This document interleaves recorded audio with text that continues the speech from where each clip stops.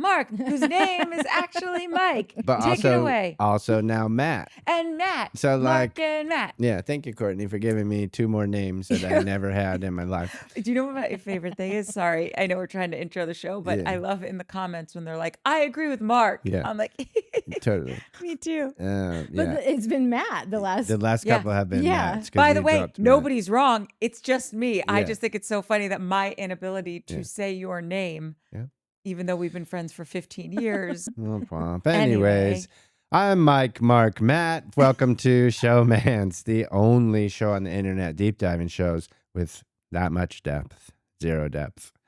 And speaking of, actually, there's a little bit of depth on this episode. Not enough to drown Vanita, but we're not talking about Southern yeah, but charm. they know who Vanita is. Oh, okay. No, we're not talking about the Southerners. We're talking about the Yankees. Real hot button issue. Yeah, fine. Let's talk about Summer House. I thought this was a banger of an ep. Okay, maybe not a banger. I thought it was a great episode. It was getting me fired up multiple times. Yeah, same. It made me think that this show could go for half of a year. Because you could literally have, you know how like network TV, when you used to order 25 episodes a season for a half-hour comedy. Mm-hmm. You could do 25 episodes, start in the summer and then follow their lives into back in the city, or split it up both ways, whatever. But they've got very full lives, very exciting jobs, very exciting city, very exciting dating, like anything you could want to follow these people. I mean, we saw Wes cross a New York City busy street all by himself. I didn't know that was something he could do. I think more of Wes now. When you see them in the confined summer house, you don't really know much about their person. All you can really judge them on is how well they can how many beers they can drink and not make a total idiot of themselves, whether or not they sleep with someone, and how hot they look in string bikinis. Yeah. There's not a ton more to be learned from vacation settings, but you might not like West. I don't like West. You might not like West, but then you could see him at work and be like, oh, he's a person of the world, out there making a paycheck. And, then he's just like, he's not so hateable when you realize that he's just also living in the grind like everyone else is, pretty hateable. I was going to say still but, is. it's helpful. It's helpful to him. I don't know. I think it just gives him more opportunity to be douchey in other areas. That's probably true too. That you take it's a chance and opportunity. What you do with it, I'm sure you'll squander it. Because if we had the cameras up on him with the Brianna chicken fry of it all, we would have seen him be dumb dude all over again. That's true. We talked about this in the last episode. Yeah. There's just only so much laying and playing. That's like... It was interesting that the one weekend or whatever that Kyle and Amanda are not there. Everybody's like, okay, I guess we'll stay in the city for the whole episode. Like, it was really much just pack up, go home, and then we're in this... Like, we weren't even in the summer. We weren't at the summer house. We packed, we left, and we were in the whole episode was in the city. Because didn't even realize that Kyle and Amanda were gone. Yes. I didn't even realize they were gone until right now. Well, they went to Italy. Remember when they were all leaving? They were like, have fun in Italy. Now I totally... And Paige was like, I can't believe they're in Italy and I'm here playing kickball.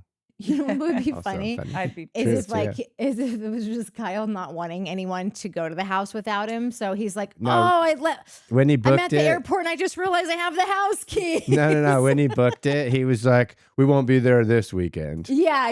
Like, so okay, cool, sounds go. good.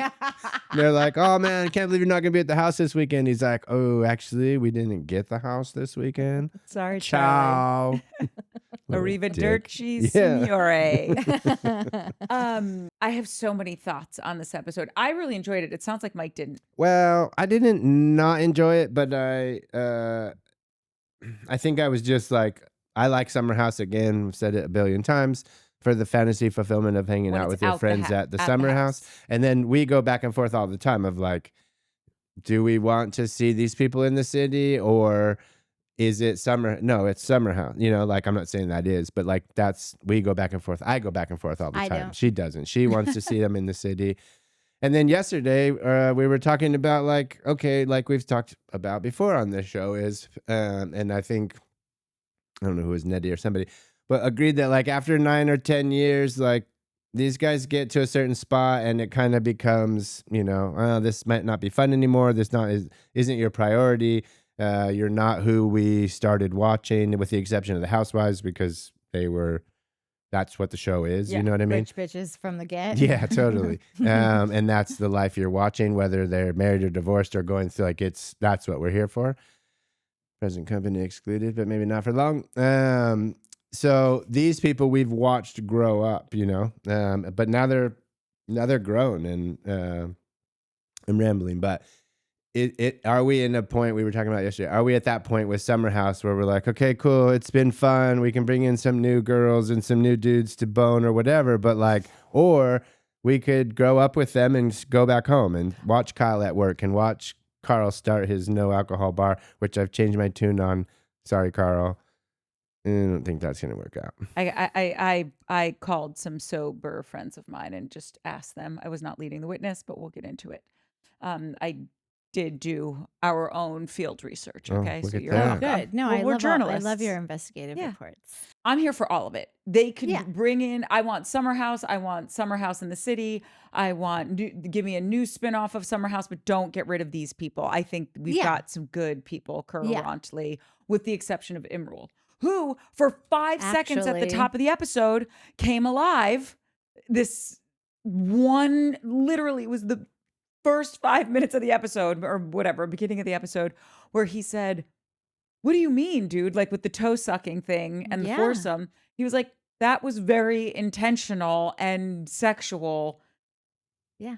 And I'm like, okay, Imrul has a pulse that is outside of a bedroom. Imrul, welcome to the show. Love to see you auction off your first piece of hot goss to the confessional gods. Yeah. Like that's it wasn't a lot. It wasn't, but it was a start. I already feel closer to him. I absolutely do. And I already I have other things to say about him later with regard to this situation with Jesse, but like there could be something there, and they just have not done any work to show us who this person is yet. And if they do, he could be lovely. I don't know. I mean, granted, we're on episode 8. Yeah, it's not happening. I mean, listen, the only thing they have shown us is that him breaking the law by getting a shady marriage and a green card out of it that he admitted to, like, which cool, I don't care, but like, this is all we're getting is orgy king, and I also got my green card here via a friend marrying, maybe it was true love, I don't know. So yeah, it's weird. I also want to say I'm not an orgy dude, or I'm into I like having a one person kind of dude. To each their own. That being said, if I was going to do a foursome, Imrul is exactly the dude you're going to.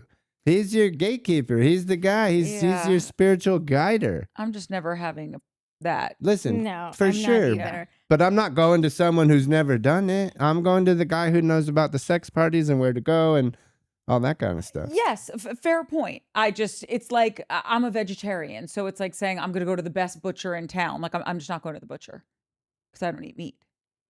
Well, I love that we did finally see a face of someone walk out of his orgy room. Carl's? It was or, Jesse's. Jesse's, yeah, right. But it was a face nonetheless. Again, it's a start. It is. And love to see it. Love to have more of it. So I thought it was I keep erring on the side with Sierra and Jesse, like when they're all packing up to leave. And I was rewatching something from one of the episodes where they were laying in the pool on that floaty in the pool, and he's got like his leg by her, and then he gets on top of her, and she pats him like if this is his back, she goes like this. Yeah. And she said in her confessional before all of this, she goes, "I'm not BSing you. I am not looking at Jesse that way." And I believe her, because when they're leaving the house and Jesse hugs her and he goes, "I'm going to miss you," she goes, "Don't." She's like, "Please don't." Like, she's telling him where she's at. not because she couldn't possibly be interested in him at some point in her life, but he has made it very clear that he's gunning for Lexi, and Lexi wants to be in a monogamous relationship, and Sierra is not that girl to be messy within the house. She's not Lindsay that would hook up with someone that someone else is hooking up with. Yeah. Well, no, they had that conversation where he's like, I can't remember how it started, but she's like, well, why didn't you try? Well, you didn't even try. Like there were like, listen, I'm not, if you're bringing this up because of what I said about like the No. I just was clocking it again. yeah, Because I had the note. I just think that she is a sitting duck always for all the wrong stuff, and I don't see her being like a hard like she was doing that kind of thing with West. No. Like, but then they if they keep going, they usually get her. I don't know. I feel like with West and Austin, she was super flirtatious back. And with Jesse, it's not that she's not being like a little cutesy about things, but I do think I just had noticed it when he hugged her goodbye and he goes, "I'm going to miss you." And her literal quote back to him was, "Well, don't." Like that's you're drawing. I do think she's trying to draw a line in the sand there. And it caught my eye. That's all. Yeah. There was something else that caught my eye. And again, I know it's a ship going nowhere because we might never figure out what happened with Paige and Craig. But when everyone's leaving and he walks in the room and he's like, "Hey, chicken." He's like, "We're going to go home and see our kid. How great is that?" And she just hates him so much right now. I know. But I was his like, voice was making me like, oh, Craig, stop. oh, see, I was like, I thought that was the cutest thing. I love Craig. And I still am just like, I feel like he's sensing that something is wrong because like we've all had a boyfriend that is doing that whiny voice in the end where it is right before we're like putting the kibosh on it, and it's like he knows something is coming, and so he's like extra needy and extra and like I just hate that. I hate to watch it. I want this to be over so badly already. Like I don't want Summer House season to end. Like we're just halfway through it, and I have never once been like, well, let's get this over with. Yeah. But if it has to get there to get done with of seeing any more but of we're this, not like, going to see it. We're well, not going to see it keep end. hearing We're going her to talk about it and Yes. say horrible But things. for a whole Like that's not season- horrible things, but horrible to hear if you are him. Yeah. And just like it's just gonna be Right. like, ugh. Yeah, but we're not going to see it. Like we're going to see just what we saw in Summer House. Bullshit. Oh, now that we know it's happened, all the signs are going to be there. Oh, he's going to hate me. Oh, we're going to cry. And then, oh, the Summer House will be over because summer's over. And then thing happens after Thanksgiving. They fucking pull everybody back to do the shit in her apartment. Yeah. Of like, oh, well, he was texting the two girls, We are getting some nuggets here and there though, because not to totally jump to the end of the episode, but in the coming attractions for next week, she goes, "I'm the breadwinner. I know. Why would you should move to me?" And that really threw me for a loop. I was like, oh, we're saying that's saying something. That's saying more than he said. And is she the breadwinner? I always go back to this. I never saw Paige as someone who lies or even really exaggerates and distorts the truth. So if she's saying she makes more money than him, I have to take it at face value. I don't not believe her, but like, and again, like this is I love Paige. She's my favorite. Just watching this episode again and watching her do so much shit was like so funny when she's like busting his balls downstairs. Like, Jesse, is Craig your priority? And he's like, he could be. And she's like, great to hear. Like, okay, like everything that she says, I think brings everything that I want to this show. I love her so much. A breadwinner to me is always like you can make more money than me, but you're not my partner that I live with. So you're not the breadwinner in our relationship. You're not supporting me. You just make more money than me. And if we're roommates or whatever it is, a breadwinner is such an implication that he's like, that she's like taking care of the family or something like that. I just thought it was a word that like, why did you use that word? Like, I feel like maybe she said it instead of saying I make more money. Instead of saying I make more money than you, you should move here. That's what she should have said, because that is totally logical. A breadwinner, doesn't that connotation just like, do you associate that with the breadwinner of the household is the person who like basically I associate it with whoever makes more in the relationship. So nothing to do with like taking care of anyone. No. Oh, okay. I'm just saying that's how I've always associated it. Like if you make more, you're the breadwinner, but that could be totally wrong. I really have no idea what the actual. I don't either. He doesn't rely on her for anything. So I just thought it was like, I don't know. But again, I just want this to be over. I'm just done with these two, like, in this very passive aggressive phase of like, That's the just thing. being done with each other. Well, him actually not being done, her being so done, him feeling it.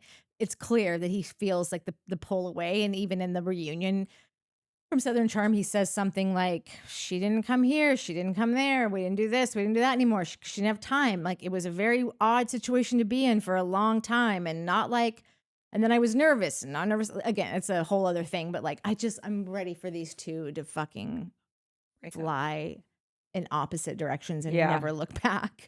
Yeah, it is continuously brutal to watch. Yeah. I just was when she said that at the and by the way, she's barely in this episode, so it's not like we're totally killing anything, but when she said that in the scenes from the next, I was like, "Oh, Yeah. Becky, you're really saying things." She's saying way more than he is. Yeah.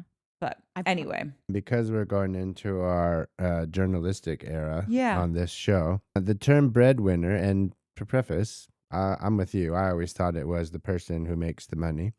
The term breadwinner, meaning primary income earner in a household, originated in the 17th century in Great Britain, with the earliest known use appearing in the writings of James Melville in 1614. The term refers to the person who earns the largest share of income in a household, essentially the one who wins the bread or the means of sustenance for their family. so Point for Courtney. Yeah, but they don't live together. No one's paying for anyone. no, I think it may have just been spurred off of, and we'll know next week when we see the conversation as to like how are we going to meld. Also, it's often a male. I don't know if anyone told Paige, but it's often a male. I dare you to tell her that. That's I because just we told live in a her. patriarchal society and men. Womp womp. Am I Furthermore, right, fellas? there's something called Oh wait, these are pay all gap. ladies. I just want to like get away from Craig on this show. I just want to like get this show back on. Like there's fucking Which is so 800 weird people because in he's this show. totally, but that's her storyline this season. I know. If it was someone else, we would just it'd be like Paige's boyfriend. But like he's a whole person too.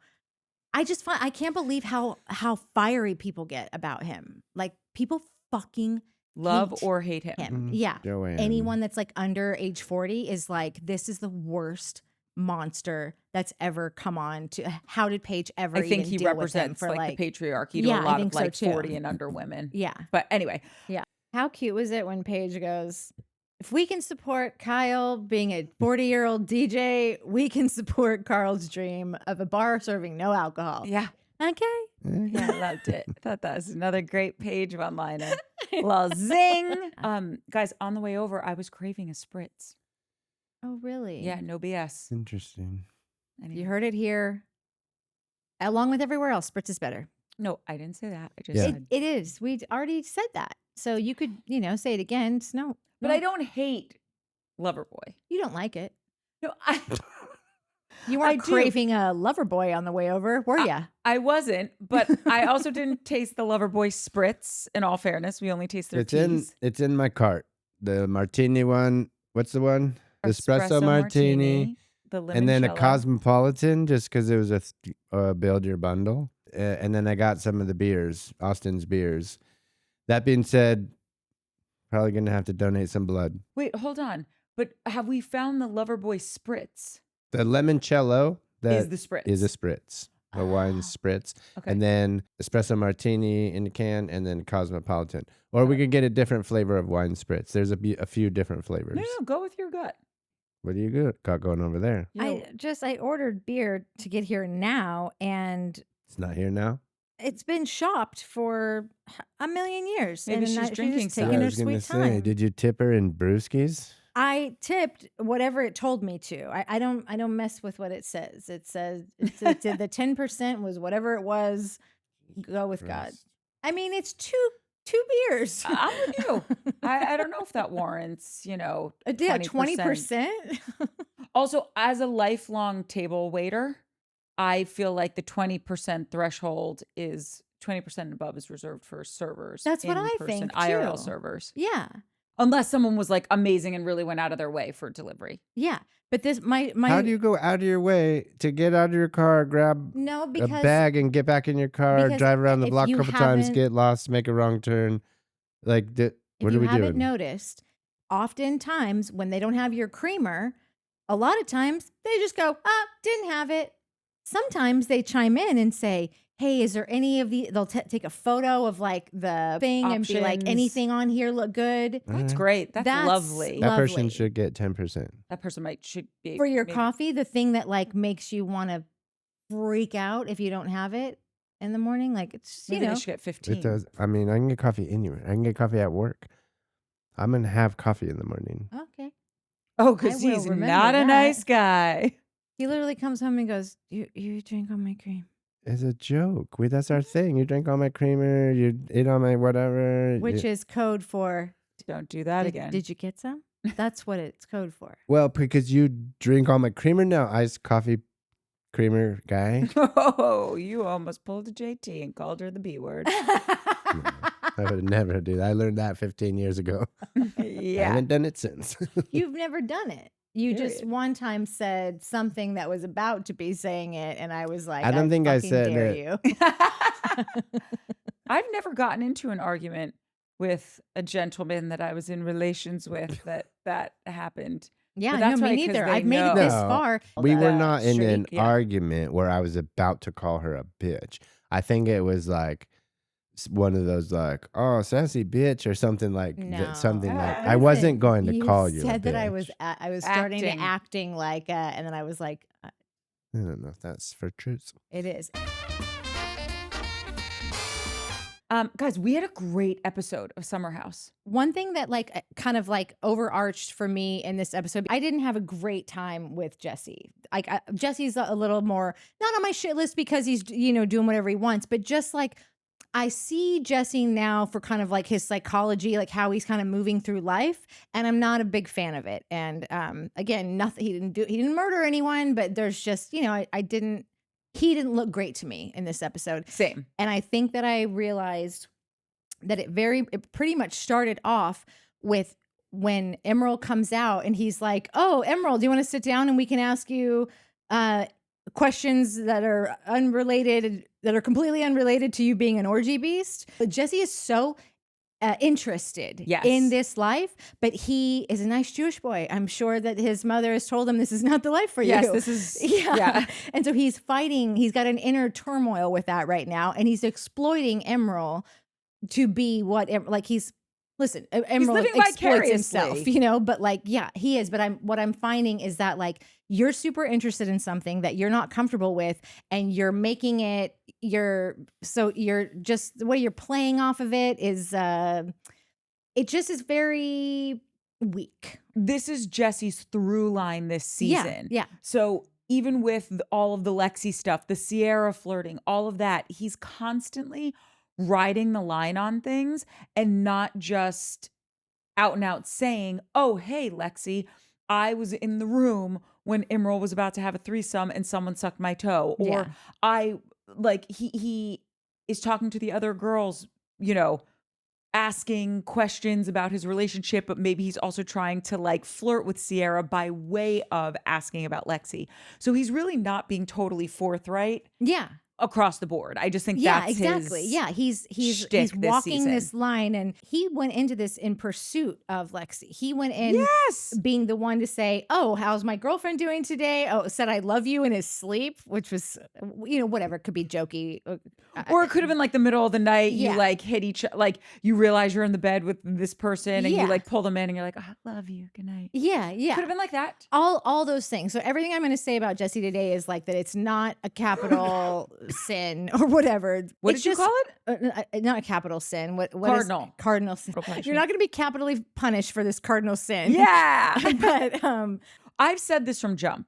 I said, I don't give a shit what kind of relationship this is, what your sexual orientation is. If you are gunning for someone as full throttle as Jesse was gunning for Lexi, then you best come correct. Yes. And you best show up as someone who is serious and I was going to say serious as cancer, and I don't mean that with any sense because Jesse had it. I just mean serious as testicular cancer. you must be serious as testicular cancer when you are going to make good on this. You can't go for someone that hard, love bomb them, and be so into them and make all of these big statements and proclamations about who this person is and they're my girlfriend and I love you and all this stuff that early on if you're not going to make good on it. I just think it's a messed up way to behave. No, I agree. And it's like, did you not see last season? Did you not watch the reunion? Did you not get to be the get off scot-free because West was the guy in the hot seat the whole time? Like, you're on a one-way bus ride. You're on a one-way jitney ride to the hot seat at the reunion. By the way, he's still trying to clean up West's mess. I know. Like, how is he not putting the 2 and 2 together here? I don't know. The new way for dudes to make money. Thank you, Tom Sandoval. I mean, I'm not thanking you because I'm not going to try to get rich like this. Is that, like, who knew who West Wilson was before he destroyed Sierra? And now Jesse's like, dang, you called dibs, you broke her heart, and now I'm dibs on the cute one. I'm gonna smash her. I'm gonna tell her and I'm gonna break her heart, and then I'm gonna get the brand. Like, West is a superstar right now. Hate him or love him. No, you're right. Everyone's talking about him. He read Nick's free handbook, Nick from Love Is Blind, and is like, I can do this, and he nailed it. Like, he nailed it, and now Jesse's like, dang, man, you got dibs on the girl and you got dibs on the brand deals. I'm late to the party. Now, meanwhile, Jesse had some other things going on in his life, but that's the news. That's the dude's way to get rich now. But do you really think? Because you're just up. I mean, yeah, just don't do that, fellas. But think about this, because if you're looking comparatively speaking with Sandoval and what's her name, Ariana. Mm-hmm. Ariana got brand deals left and right. She's headlining Chicago on Broadway for an incredibly successful run, might I add. She's now hosting Love Island. So she really was if we're playing a win-lose game, she really won in comparison to him. Then if you look at West, like on this show, obviously it's such a different thing because it wasn't this like crazy national scandal that just like hit the pop culture, like all things aligned for it to hit pop culture at the perfect time. That was not West and Sierra. And West would have gotten love either way because he's cute and he's funny and he's on this really popular show. And I don't know if it's I think if he was the good guy, I'm so over that statement. But I think if he was more of like this not F-boy, I think he would have gotten more popularity. I actually think it has hurt him. And because he keeps bringing it up in his interviews. Like even in the after show stuff, he will mention like, and people still hate me because of it. Like, I don't think it's Carl's mom him. Even remembers. Yeah. I'm just saying, I don't think it's made him rich. And I don't really think it made Sandoval rich. I think his restaurant closed. I think Ariana's laughing all the way to the bank. I don't know if, maybe rich is the wrong word. Infamous. Like, oh, sure. Everyone's talking about Craig. Everyone's talking about West. Everyone's talking about Sandoval. Everyone's going to be talking about Jax. Everyone's talking about Ariana. It's like, I remembered the thing that I forgot that I said. We were talking about being single in the South. And you guys were like, oh, there's nothing worse than being single in the South. And I was like, there's one thing worse than being single in the South. And that's being single on a reality show. That has changed into now you got to have a crazy ass breakup.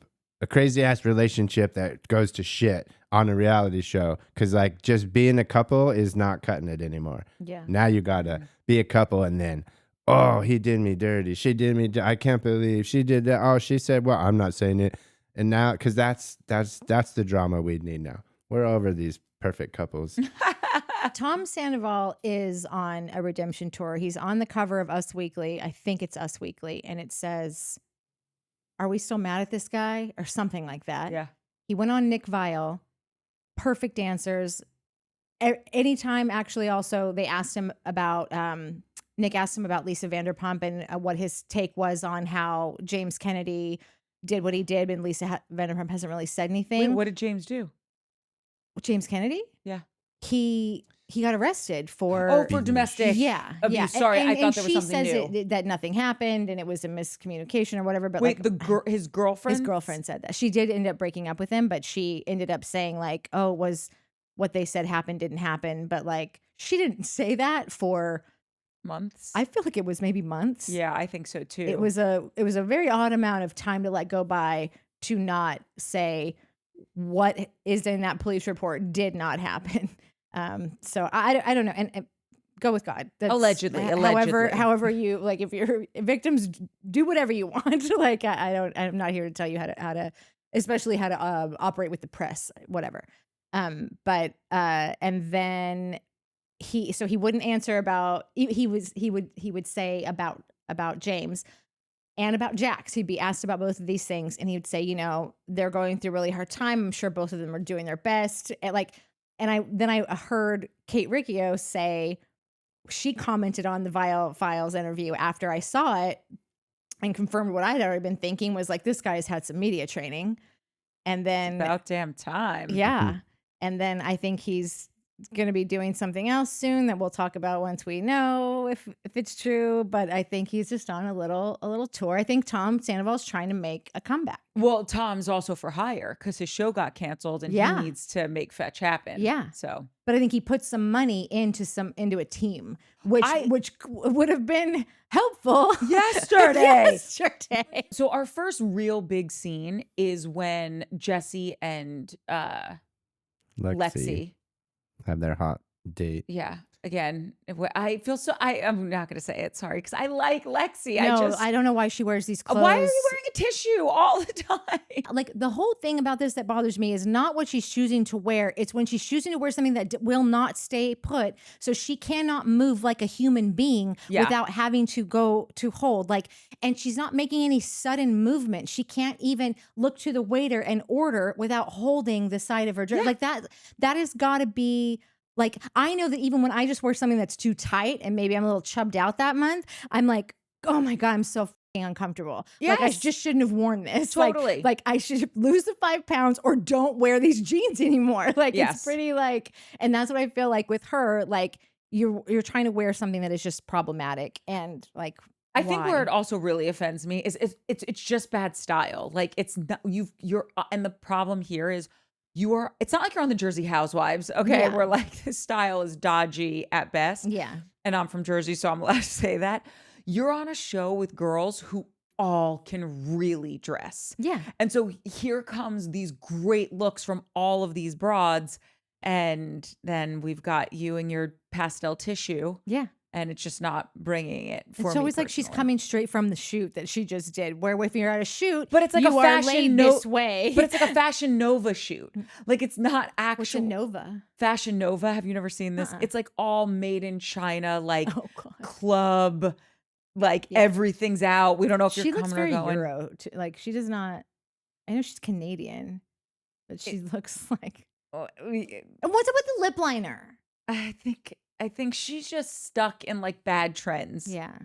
Okay, so they sit down for their date, and this date to me, everything that happens in it, I feel like I'm curious to hear Mike's thought because Mike started at some point. He said, "Oh, Jesse and what's her name? Lexi go on a date. Jesse lies," and I was very happy to hear Mike say that because he is so selectively telling her what's going on. And she says it later in the episode, like, if you didn't think it was a big deal, you would have brought it up to me, which proves Mike's point that he is sitting here lying.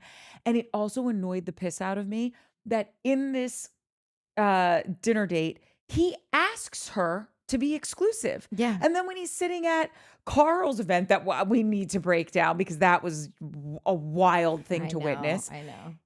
He's like, oh, so...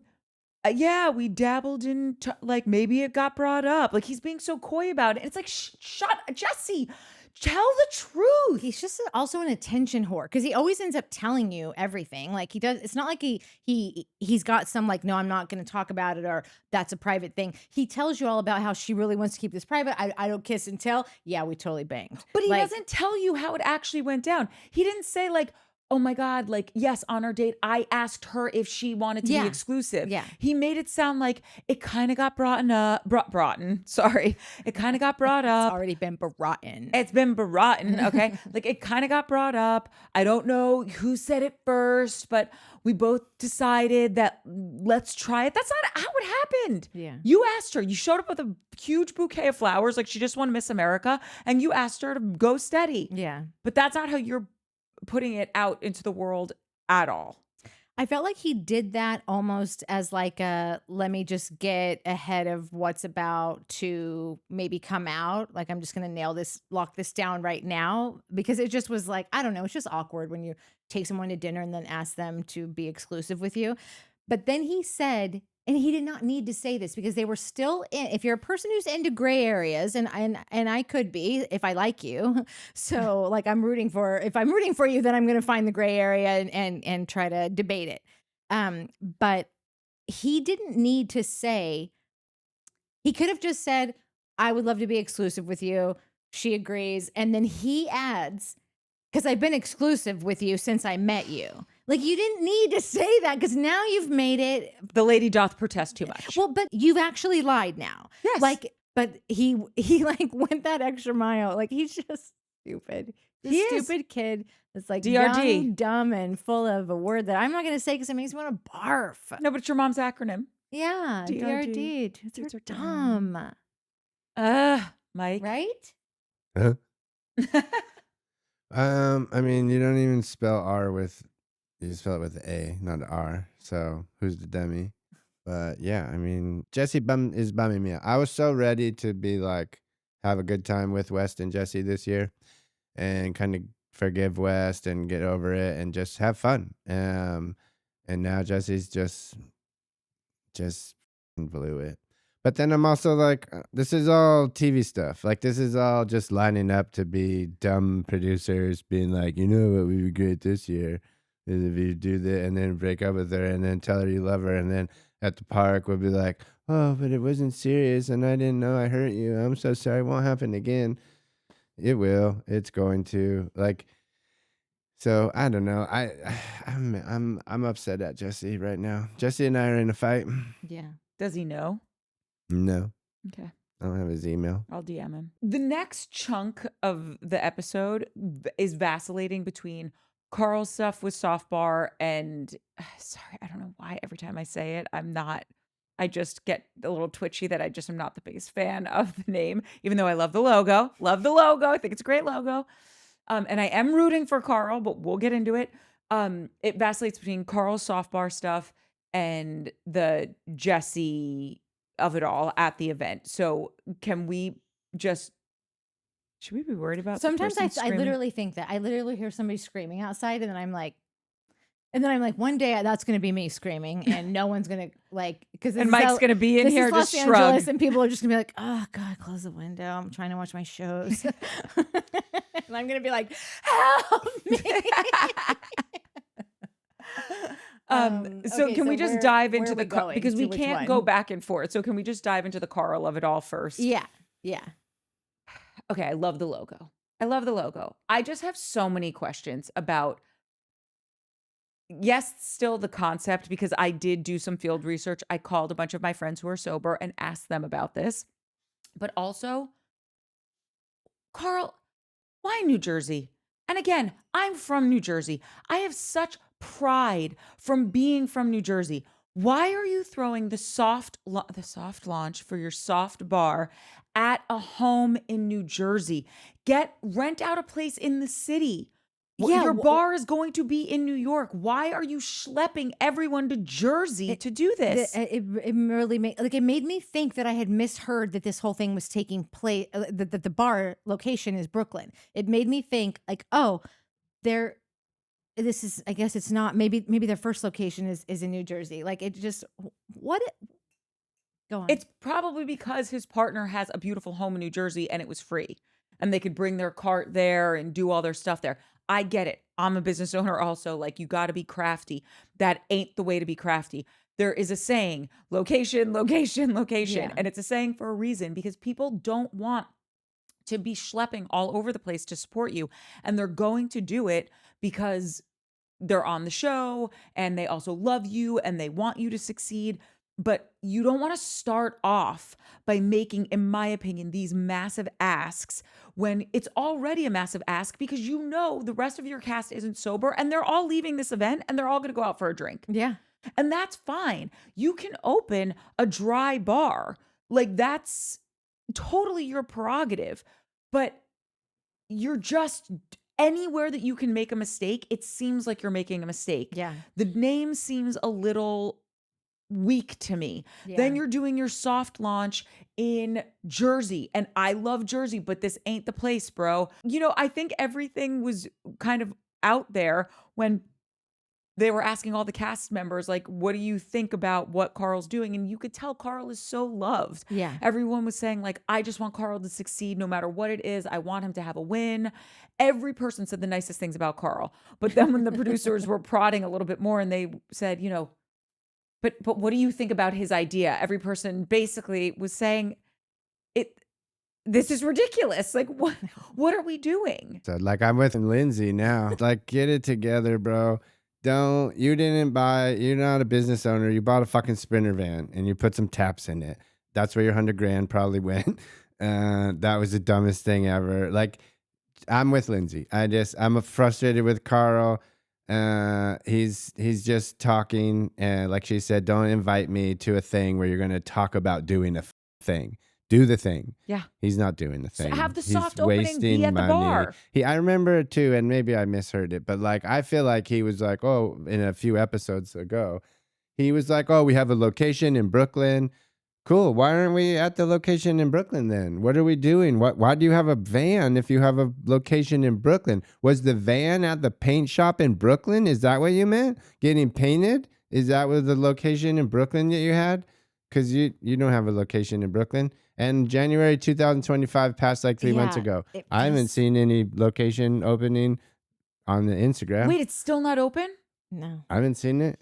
So like feels like they ran out of money because now they're crowdfunding. Oh, because they bought a Sprinter van for $150,000. Yeah, if you've got $250, you too can go into business with Carl Radke. Yeah, dude, just wrap it up, bro. I don't know. He needs to get off TV. I almost feel, and I get that we are here doing a thing, but I feel bad talking about Carl. That's where I'm at right now. This dude's got some shit going on. He should not be on fucking TV. I've worked in TV for 26 years. This dude should not be on TV. Period. Why? If you're searching for confidence and self-esteem and self-worth, it's the worst place. There is no worse place to be. And especially on reality, putting yourself out there for people to on you all day. It's not just, I don't know. It makes me now feel a little uncomfortable talking about him because there's real shit going on there. Yeah. I think. No, I agree. I think there's real stuff going on with Carl, and I think it is why I want to shake him a little bit, and why I am so tough. I don't know Carl. I have a one-way relationship with him, but why I'm so tough with my assessment of him, because he clearly is a lovely human being. Every single, with the exception of Lindsay, all of his castmates are like, this is a good person. It doesn't mean that he hasn't made missteps, that he hasn't, like we'll get into the stuff with the DMs and Lindsay. I don't think Carl is a bad person out to like start trouble and problems with other people, for other people. I don't think he's meddling in other people's businesses. But Carl can't get himself together, let alone a business together.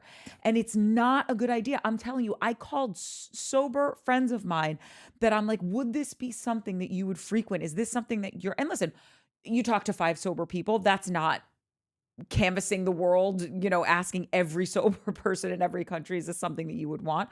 But every single one of them was like, no. Also, from a business point of view, they literally said everything that you said. They were like, I would imagine that the benefit of owning like a place that's F&B based is the markup. The best markup that you have is on booze. So just from a business perspective, it doesn't seem to really have legs. But also, I'm fine with being at a restaurant because I might go with a friend who's not sober, and he or she might want a glass of wine. but we can't do that. And also, I like mocktails, but how many mocktails? I'm not drinking 5 mocktails. No. The things that they were offering at this garden party, when you hear him talking about, like when we originally talked about this and Mike was like, no, this could be good because like you're just making drinks. It's like so cheap. If you don't have alcohol, then like it's a cheap drink. That's not the route they're going. They're flying in shit. Like this is like when we were talking about earlier, is that it's like the Jamba Juice of today, like where you're adding $5 for each supplement. That's like probably really doing nothing, but like that's the only, all you'd really be what might be able to carry you for a minute is like how we're all buying things with like ashwagandha in it or lion's mane or thinking it's really doing something. And maybe it is. I assume you got to eat it or drink it or have it or whatever with whatever helps it absorb, whatever at this time of a day and not with this and that, like all those things. Like a lot of people will believe in that stuff. But when Carl was talking about like, there's mushroom benefits in this drink, I knew immediately, like, that's expensive. That sounds fucking expensive. It sounds like you're going to have to charge $25 a drink to even break even, like not break even, but to make any profit at all, which won't really be profit because you've got to pay the rent and you've got to pay your servers and blah, blah, blah. To see that montage of all of his castmates back to back to back confessionals of saying they're so excited for him, they support him so much. I don't know if this is going to make $1, but like so happy to be there and good for you, Carl. And Paige, even with being like, if we can support Kyle being a 40-something-year-old DJ, we can support Carl serving opening a non-alcoholic bar. Paige is also the same person that yelled at Kyle a few years back. Let her move, speaking about Amanda, let her move to New Jersey and sit in the backyard and drink her Coronas and make a bikini line. And if it fails, who cares? So yes, that's a great friend. If Carl has $100,000 to throw up in the air for a La Passion project, like then there's nothing to worry about here. I don't know if Carl has. I don't think he does. $100,000 lying around that doesn't need. Yeah, I am going to give you all the benefit of the doubt and think that you know something that I don't, and maybe that just Carl needs a write off, because if that is not the case, then Lindsay is the only true friend Carl has, and that was not on my bingo card. That's what I was when you were like, oh, everyone but Lindsay. I'm like, I don't think Lindsay hates Carl. I think she's just like, she's the only one that, because they were best friends before and then engaged essentially for 3 years, right? Nobody knows Carl like Lindsay does. Yeah. And she knows that like, she just want to bash this fucker's head through a wall. I got a piece of advice for Carl. If anyone knows Carl, send this to him. Take that Sprinter van, take out the taps, build it out as like a little camper deal. Get you some cameras, GoPros, cheapy ones. Start a YouTube, quit the show, and go find yourself and put it on YouTube. Honestly, I think that's brilliant. You'll be fine, bro. You will be money-wise, you'll be fine. Everyone's in for it. We'll tune in. Fuck, we'll recap it. You'll probably find yourself. You'll probably find some other pet. Like it'll probably work out great. And you can thank me later. That's what you should do with that Sprinter van. That's totally right. Because I was trying to think of like Carl's basically has this idea where he's not bringing anything new to the market. Bars and cafes already exist. So, and that's fine. You can bring a same thing to the market that's successful, but you've taken something away from that idea. So I was sitting here thinking earlier, like, what could Carl add to this? And of course, my first thing, and I understand that this would go against really everything that Carl has pitched, but I also know that Carl is California sober. And I don't know where we're at in the federal legalization of anything. Really. We're not there yet. We're not there yet. But if you are getting, if you know something I don't, because it's coming down the pipeline any second. It really will just be like, oh, we can't do this anymore, so we can do this now. Like that's when that will happen. Because Los Angeles is already has bars where you can go and get your pot and pot infused food and drinks and everything. So I assume that New York's not too far behind. So I would like to believe that Carl's business partner is a little ahead of the game and knows somebody in Washington or knows a legislator or two that said like this will be happening at no later than X of whatever year. If that is not something that he's willing to incorporate, even though he does participate in that, so if no one's hating on it, it just seems like his message is sort of the opposite of that. I know. That's why I'm so confused as to why he's so staunch with his stance on Softbar being completely like nothing, no stimulant, of any kind. And that's like, Carl, you smoke weed. Well, he's clearly not, because they're adding mushrooms, aren't they? Not mushrooms like ashwagandha and lion's mane and stuff. That not magic mushroom. like, you know how like there's coffee that has like there's mushroom coffee. I know. Which is great stuff, and I believe in it, and I use all of it. Yeah, but like it's not different. cheap, you know. Like it's it not. Is so clearly, you're eating lion's mane. Yeah. Oh my, that's so nice of you. Thank you. Also, there's this, Nat. To get those licenses, even in California, it is so hard. Yeah. I feel like LA a few years ago, they were either giving out, it was like 3 or 6, which is nothing. No, Los Angeles is huge. Yeah. And these things exist, but I don't even know where they are. And I live here and I would go there and I still don't even know where it is. Well, here's the thing. It's really hard to run weed shops in Los Angeles because it's not federally regulated yet. Yeah. So they're changing the rules all the time. Yeah. So I don't know if maybe, even though Carl might have wanted to have THC be a part of the bar, if it was even possible in New York, which I don't believe it is, because I don't even know if it's legal in New York No, yet. it's not. It's not. I think it's so just like they're even further behind. Just medicinally. Yeah, no, I was literally just trying to think of like, how could you make this business work? Oh. I'm literally, and like how I said he's taken an element away from it. There's already cafes and bars, but you're not even a full bar. So I'm trying to think of like what he could add to it to like make it something. And I'm literally just like Softbar and laundromat, Softbar and tarot reading. Did no one tell him that this sounds like softball? Your bar sounds like softball. Yeah. Well, and also everyone's going to think it's that you named it after Lindsay calling you soft, which he goes through the whole thing in the after show and explains that it's because in Europe they've got their menus say softs. And the softs are the non-alcoholic beverages, or how soft drinks in America are. We get it. Soft. We do it in America too, Carl. Yeah. But I get it. But it was just funny because Kyle's like, Europe's always been ahead of things. So, like, he's trying to support his friend. And I'm like, soft drinks? Do you know where this? Do you know where Europe's this always worked? been ahead of things, maybe because they're thousands of years ahead of us. Remember when this woman started a place where women could go just to get her hair blown dry? Yeah. Dry bar. Yeah. I'm going to dry bar. That is a play that works. Yes. This just is not. No. Yeah. What else would there be? You got a trivia night. Is there speed dating there? Is there watching the game? But this is the thing.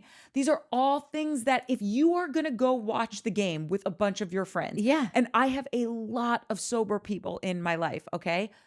They're friends with me, and I'm a booze hound. And and by the way, I don't watch sports, but hypothetically speaking, if we were going to go watch sports at a bar, I would, yes, of course, a one-off, I would say, yes, we'll go to the non-alcoholic bar. But other than that, I would want to go to a bar so that we can partake in what you want, which is watching the game, and partake in what I want, which is having a Coors Light. Yeah. Gets me. The Crappens guys were just saying something about how like I'm going to the bar that's nearest me. Is there going to be soft bars everywhere, like within city blocks of is anyone traveling to go to a bar that's a few miles away that doesn't serve? Point. Like it's just like isn't I don't know. Like we could go on and on about all the horrible ideas, but when Carl said, I know that this may not pan out. And that's okay with me. And I just want to tell you, Carl, it won't. Just because you said that. Any business 100%. No, that's owner, so true. Balls to the wall, Carl, this has to work. And if there is an inkling in you that says this doesn't have to, 1,000% won't. And so right. Carl, that's not okay. It's not okay, dude. Don't make it okay. Don't make it okay. Make that not okay. Before we move on, I just have to tell you, when I was watching all of his friends and their confessionals talking about Softbar, I just kept picturing, like a little kid gives their dad for Father's Day, Yes. like this lump of clay with like some things pointing out of it. And they're just like, my God, this is the best Dude, that's all I was thinking too. ashtray I've ever received. Even though I don't smoke, thank you for this ashtray. And they're like, it's not an ashtray.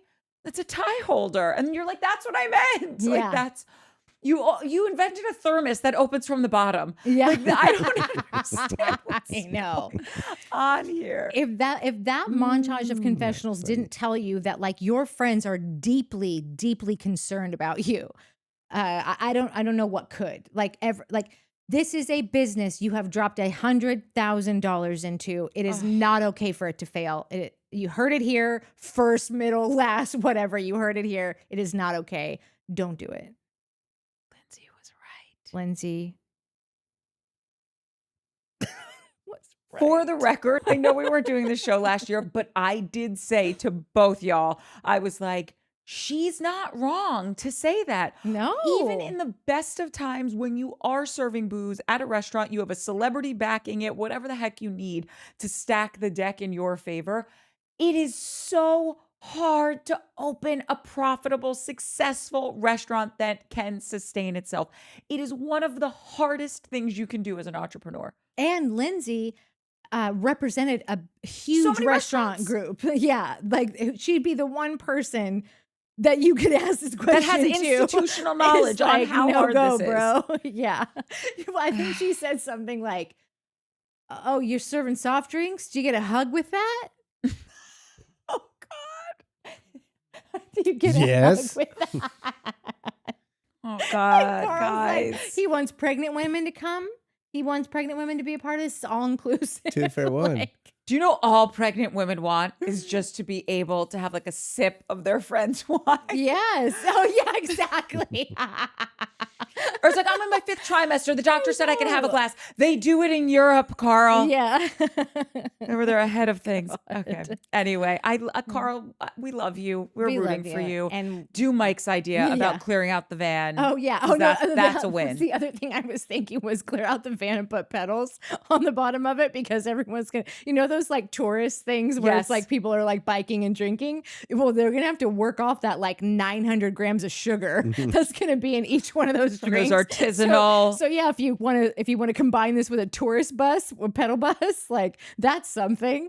If you've already it- spent the money on this stuff, I'm just saying, like you gotta don't throw this whole thing away. You gotta figure out how you need to Don't throw the baby out with the virgin bathwater. Yeah, you need to get back into get a focus group going on what can work, because if you've dumped that much money into this, I expect you to figure something out.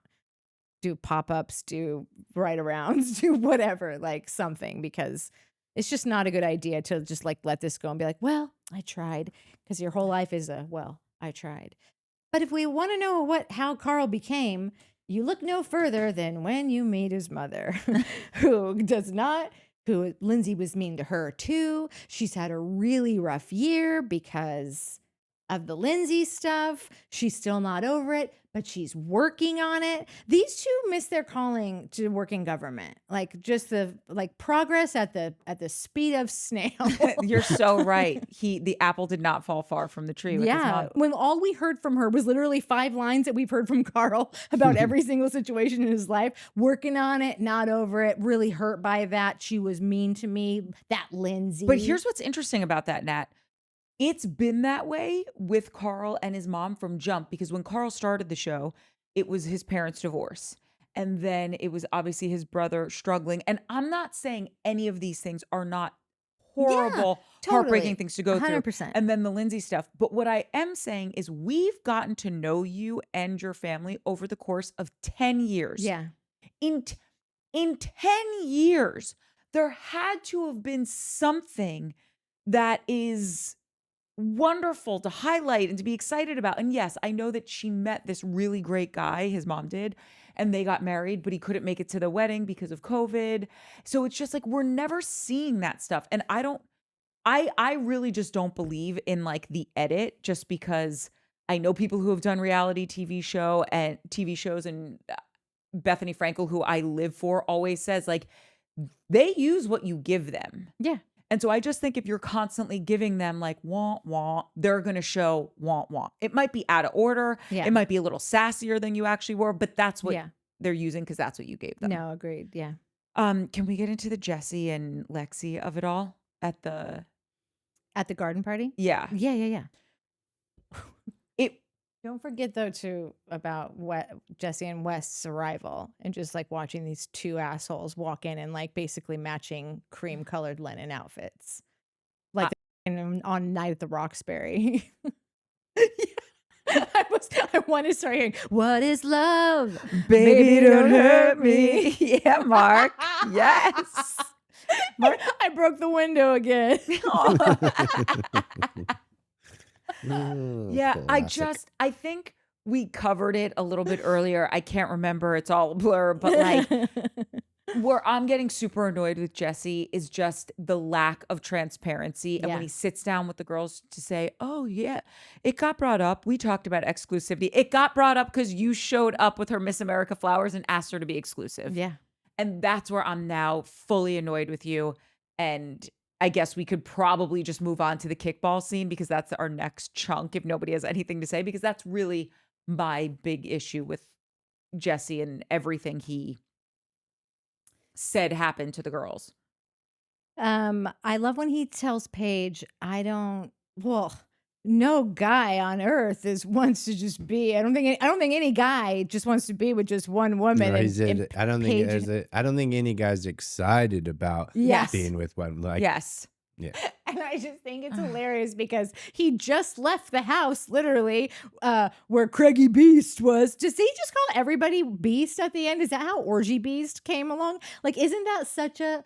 I feel like the guys I went to college with were calling everyone's a beast. It's like a bro thing. Yeah, he is just like, oh my God. I feel like he was in a coma for 10 years and he's like now, but maybe that was the cancer thing. Maybe that was his coma.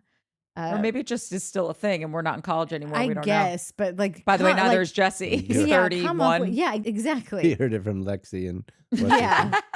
But saying that to Paige, of all people, about not knowing if there's a guy out there that is excited about just doing it with one woman forever. This is what you're missing, you dum-dum.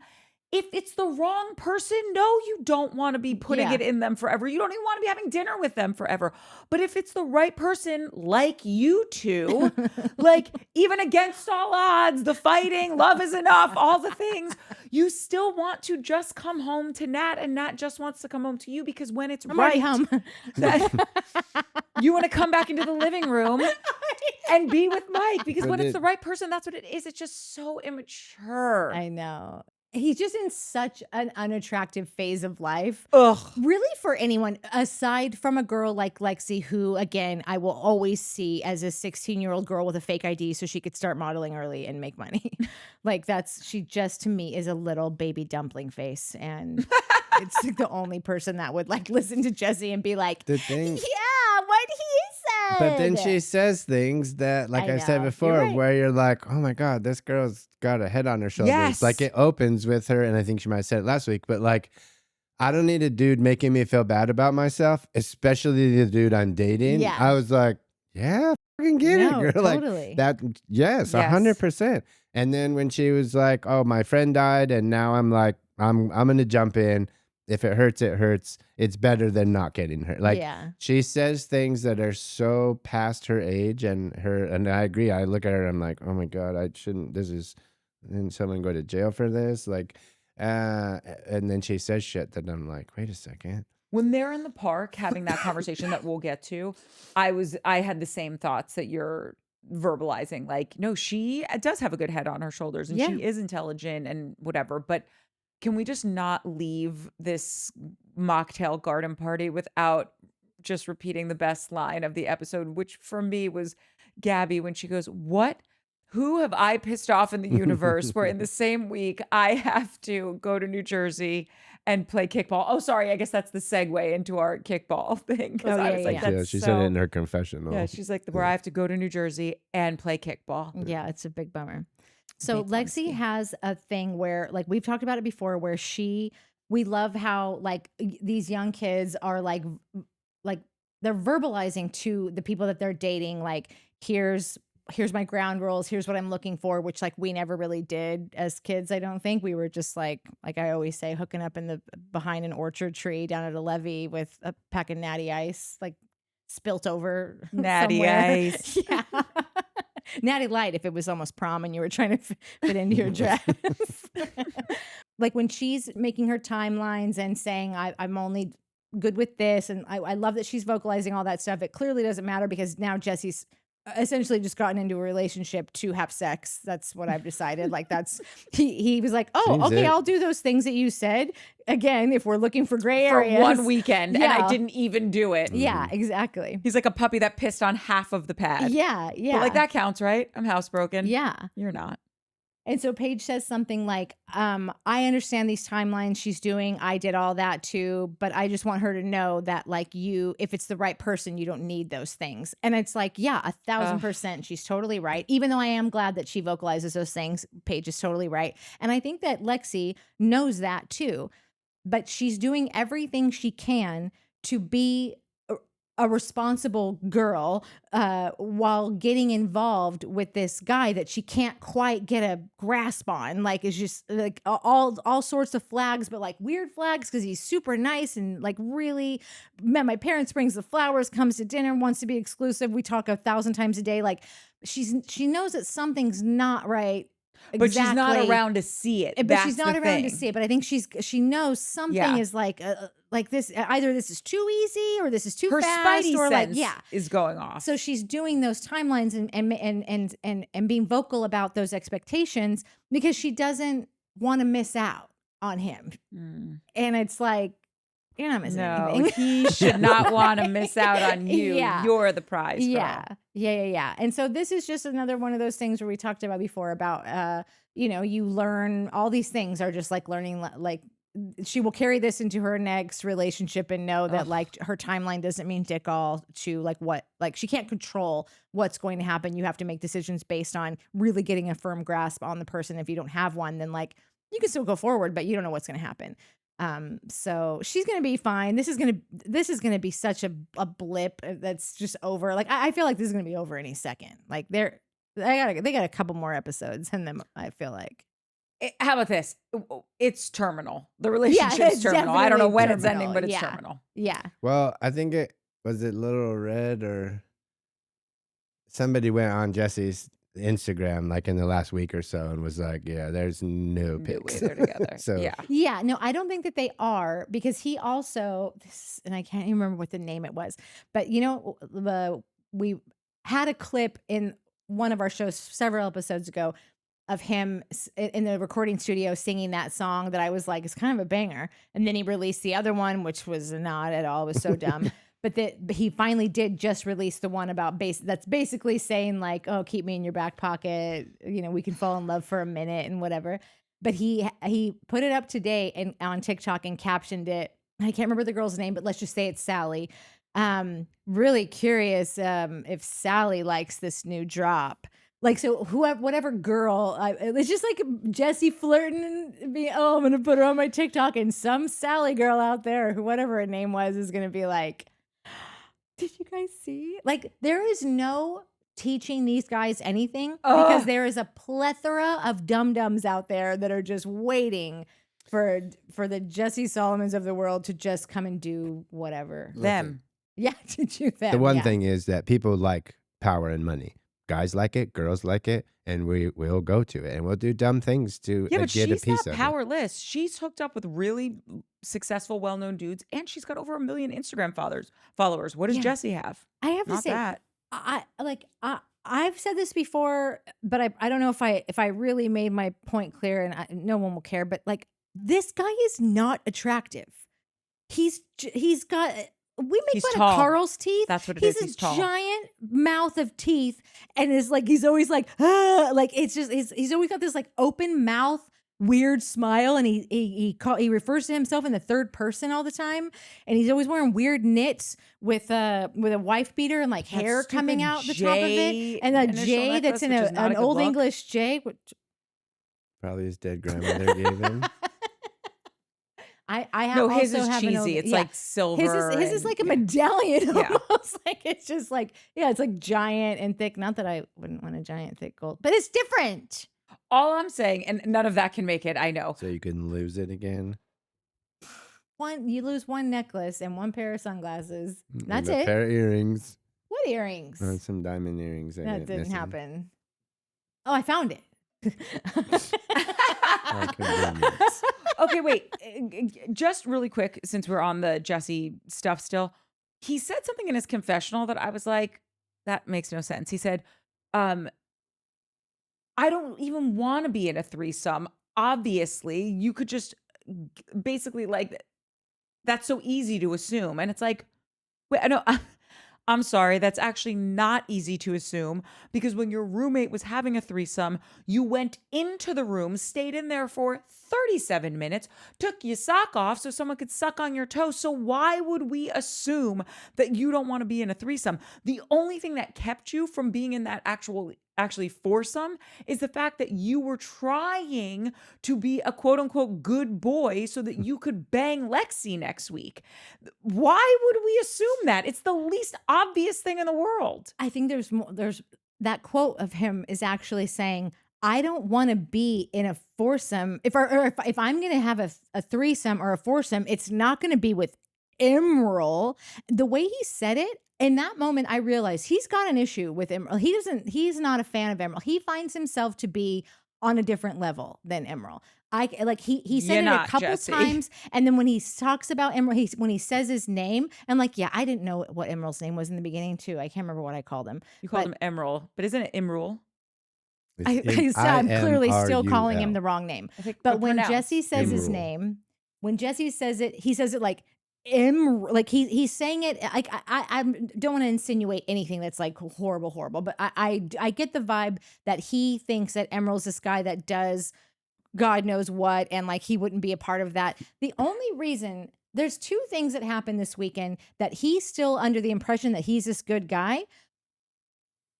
That could have gone vastly different had the circumstances been even 1 centimeter clicked over.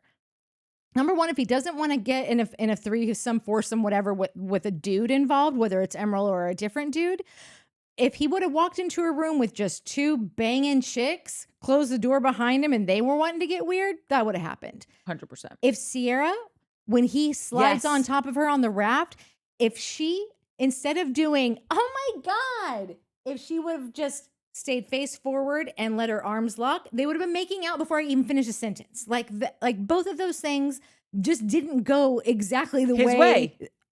That's the only reason that this guy was able to stay exclusive for another weekend. And I just want to say that I think that you don't like Emerald. I think like when I was talking about having issues with Emerald, the first thing that I followed it with in our whatever episode we first talked about it was, I don't like what's going on here, and I am unresolved about that because I don't know why. Am I not sex forward? Am I not sex positive? Am I even though I think I'm this like to each his own, everyone be happy, find your kink, do whatever, like live your life. No judgment here. Am I judging? Like I would ask Jesse to take a beat and think about why does this guy like because I think to me it's clear that he makes him uncomfortable or he's not into it or he thinks Emerald's telling on him. But wait, I'm so happy you brought that up because this also happened with West when West was talking about what he was doing outside of the house in his confessional, but like wasn't talking about it in real time in the house. What guys? You're on a TV show. Yeah. It all airs at the same time. Yeah. So he's all pissy that Imrul told some like of the housemates that he had his toe sucked on. Yeah. Just remembering he's like, and I went out to a club and like didn't have shoes on all day and it just sounds dirty. Yeah. What you said, first of all, there's cameras on you. You talked about it in your confessional. It's already been brought up. Yeah. So why are you so angry at him for your actions that you talk about in your confessional? And even if you didn't talk about it in your confessional, somebody else would have because you signed up to have cameras follow you around for 3 months. Yeah. Like, what is this weird, like, What is your malfunction that you're not getting that we're all going to see this all aired at the same time in the same episode? There's no hiding it. You're on a TV show. Like, am I making sense? No, you're totally No, making sense. He's doing too much. You are, but it's also why I'm like, it's like while you were talking, I was like, oh, Bailey, good on you, Bailey. Good on you for being in, and I don't know if it's even good on you. Some people like being on reality shows. Some people are like, no thanks. But I think that like, if what the Crappens guy said was true, which I'm going with, I need because to learn their names, so because it's like Watch the what Crappens. yeah, which is funny. It's like a family with a really bad last name. Yeah, like, exactly. we got the Crappens Christmas card this year. Just crap. But if what they said about Bailey is true, and I don't think it was like a hypothetical, I think that's something that they heard, right? Yeah. Hot goss. So I'm going with it. But it was like that Bailey was like, she had the boyfriend and they were like, okay, here's how this works. You come, you find a dude, you bang him, he breaks up with you, you cry about it. It's amazing. And she was like, yeah, no thanks, I'm good. And Lexi was like, oh, you're not doing it? No, I think I'm good. I got this shit. My boyfriend's all pissed off. I got to get his luggage back. And like, I just don't think it's for me. I just thought we were going to go party and get drunk. I didn't want to bang anybody. Oh, cool. Where you're going to stay? Yeah, I'm going to bang that tall guy with the funny teeth. Carl? No, the other one. Oh, okay. He's pretty cute and he's funny. Like, okay, well, have a good time. No, I think it's going to be great. It's going to boost my monologue. Like, we're working. Everyone's working here. Like, there's a part of me that's like, there's the fan in me that's like, dude, Jesse, you, I can't believe you're doing this. Oh, you're so. And then there's the like TV guy that's like, no, everyone's just working. Yeah, we're just at work. But then then if you're just at work, then you can't get mad No, about I can that. do whatever I want. Listen, Linda, I just think it's bonkers to me that these guys are throwing hissy fits over this when it's just like, do you not realize what we're doing here? I don't think Jesse's really throwing a hissy fit at Imrul for telling on him or whatever. I think he was annoyed. He's annoyed, and he's going out of his way to be like, oh, this, like I would even go with him to do this. Like, I didn't get his, that. like, I hear what you're saying, and I didn't get that vibe either. I didn't get watch that it vibe. again. Okay, I will. You watch it again. I've watched it for you guys actually just take things in first go. No, I have to watch it over and over again. I do it twice because the first time I learned when we started doing this.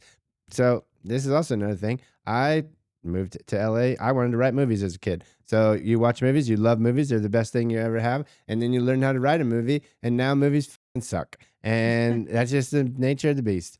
And so this is now what we do. And I'm like, dude, this is not happening to me again. So I watched these shows the first time. Pleasure. No notes, pleasure. It's what I do. Yeah. I enjoy it. And then I'll go back and be like, all right, let me get my notes out and do my job. Yeah. But you gotta pleasure yourself first. Thanks, Mike. Moving on. We're now playing kickball. Yeah, but I needed another beer for kickball. Oh, okay. I'll take another. Is it snack time? Yeah, it's snack time too. Should we go unprofessional and get some snacks? I have low blood sugar. Well, everybody knows this. And by everybody, I mean you two. You're my only friends. I have one more friend, but that's it. Minnie, where are you going? Someone said you guys have the best snacks, so not everybody hates it, just so you know. Only one person hates it. Yeah. Hi. We need a cat cam. Yeah, I've been saying that. I did love how Emerald decided that he was going to talk about this at the garden party with the one girl that's not on the show anymore. I mean, is she coming back, do you think? Or do you think that she was just... I think it's just too hard to cut her out of certain things. Yeah, and Emerald's there talking to her about something very specific, so we just kind of had to let her in. About her friend. Yeah, and about her friend. I wish that they would figure out how to let her back in, or for her to just come back on her own volition. Lexi needs a buddy. She has really been on the fringe of things, with the exception of Jesse, but that's also what happens when you go for a guy first instead of cementing with girls. Yeah, totally. Not that she did anything wrong, I'm just saying. No, but she probably came there thinking I brought Bailey's a friend, my girl. and then Bailey. Were they go. friends? It also, yeah, they knew each other. They lived down the street from each other. No, I know, but were they friends? It says that in the description, but like, who knows what's real if they're really? But like, it said that when they introduced them on BravoTV.com. it said that they knew each other and also were neighbors. So whatever. I also think it's funny that I never knew why Lexi wasn't gone. Like we all knew. We talked about this last week that Jesse just it's not that he doesn't like Lexi. He just likes to be able to honk and squeeze at his leisure. And so if someone's not there, he gets real like antsy about it. Like he doesn't know how. Like, well, what am I? Where's my outlet? Where do I plug into? Yeah. And what we didn't know is that this whole time, this guy cannot keep it together while his girlfriend is in Canada with his grandmother who is getting a double mastectomy. And she says, I didn't tell anyone else. I only told him because like he's my person now. And that was information that I'm glad we didn't know while you were doing what you were doing. Because we already thought it was freaking creepy. And now like you're just... Dude, you're not the good Jewish boy that your mom tells you that you are. How these two idiots went from, like you said earlier, West having the potential to be America's fucking sweetheart last year. And this country. And Jesse too. Like they could have both just been the loves of all of our lives. Yep. And they both are fucking ruining it. And I don't understand how. No, they're spending all of their time putting their matching outfits together. And thinking that they're the coolest people ever. Yeah. Like, just stop and just be. Yeah. We like you when you're just you, not you trying to be the Boy Scout from Up or the, John Legend. Like, no, let John Legend be John Legend and you just be Jesse and show us who you are. I got a lot of things to say about this kickball game. I got one thing to say about the kickball game. What is it? Paige DeSorbo for the win. I like she went right back up a bunch of notches. Was not she that not she was notching? down. Well, she was notching down a little for me, but like not me. I just thought maybe it's editing if it was. And bravo. But that was so cool to have her make the final out of the game. I don't know why I liked it. I just thought it was fucking great. And then everybody lifted her up. I have a friend, my friend Mike Hofer, who I work with. One of his best friends, Jared. This is gonna be the dumbest story ever. Jared's kid plays football at Baylor University in Texas, pretty big school. He's a kicker, and I don't pay attention to college sports, but one day I was flipping through the channels and the Baylor football game was on. It was towards the end, and I was like, "Oh, I'm gonna click it on and see if Jared's son, gosh, I don't even remember, it's Caleb or something." If he's playing. And I turned it on, and sure enough, a few minutes left in the game, they're down by a touchdown. They score a touchdown, and kid comes out and boom, kicks a field goal to go into overtime. And then, long story shorter, he goes and kicks the game-winning field goal in overtime, and the whole team got carried him off the field. This was on ESPN. Dude, I mean, he's a little better than Rudy. This kid actually plays, but same deal, right? Carried him off the field. It's on ESPN. The lady, he got the interview after the game, and I recorded it and sent it to Mike and Jared, and I was like, "Oh my God, look at this!" And that's how I felt about Paige. I was like, "Yeah, you did it." It was really cool. That's the only note you have from the entire scene? It is, because it's all silly games. Like, no. It's all Jesse just being silly. That it's like I'm like thinking it's a fishy edit or a fishy. It's like you said, like, what you did all these things. It's on camera. You snuck into the room. You got out of the room. You talked about the toe. Everybody. So like you're clearly flirting with this girl. She's away. Now you're like, oh, I don't. It was just but we're just friends. Like. Okay, but hold on. Let's just start at the top. Do we think Carl was cheating? Oh, don't. I don't think so. This I whole think that's episode a little hogwash. Is this whole episode, and maybe even the second half of the season, or for all of it, I don't know, is we will find that it is Lindsay's audition tape for New York Housewives. And so far, so good. Yeah. Because to call him all of those things, like he's a fraud and a phony and a liar, and now I'm at you're a fake and a phony, and I wish I never laid eyes on you, Danny Zuko. I feel like she forgot what she was auditioning for half a second. Oh wait, this isn't Grease. This isn't. Okay. Sorry. Can we take it from the top? I'm just gonna reset. Okay. Back to what? And I don't need to protect him anymore. He's a monster. Yeah. Like, but hold on. Nailed it. Yeah, golf clap that. That was very good. Here's the thing. If we're timelining it, okay? Yeah. Carl said something when, oh God, Lil. Everything Lil does is just soup's ox to me. When she showed up, she's like, I made this dress if you see a safety pin. And then they take a picture and she's like, all the way, like cocked herself out into, she's like over the Atlantic Ocean Yeah. in this picture. But Carl said something. He goes, he's like, listen, I think she's cute. Not cute. I don't I'm think here to say it. I don't think care you what think anyone that, Carl. says. Not that she's not cute. I just don't think You that don't Carl date thinks he's Lindsay cute. and then go to this Right, girl. it's These too are much. you could if that girl's your type. Fine, it's clearly not your It's type. not. We've seen the girls that you've dated. She doesn't look like any of them. He's like, she's cute, she's interesting, and she is nice to me. Yeah. And I really like being with someone who's nice to me and like likes, or like she likes me, I think Yeah. maybe is what he said.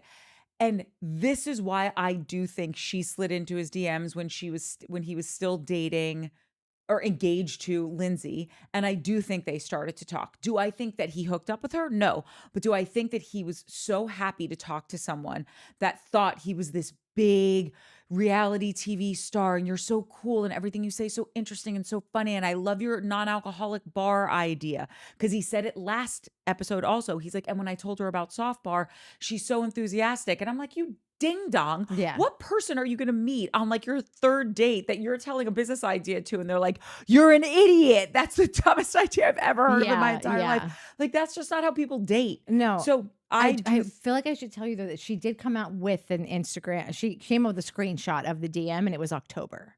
So like I don't know what day her and I don't know.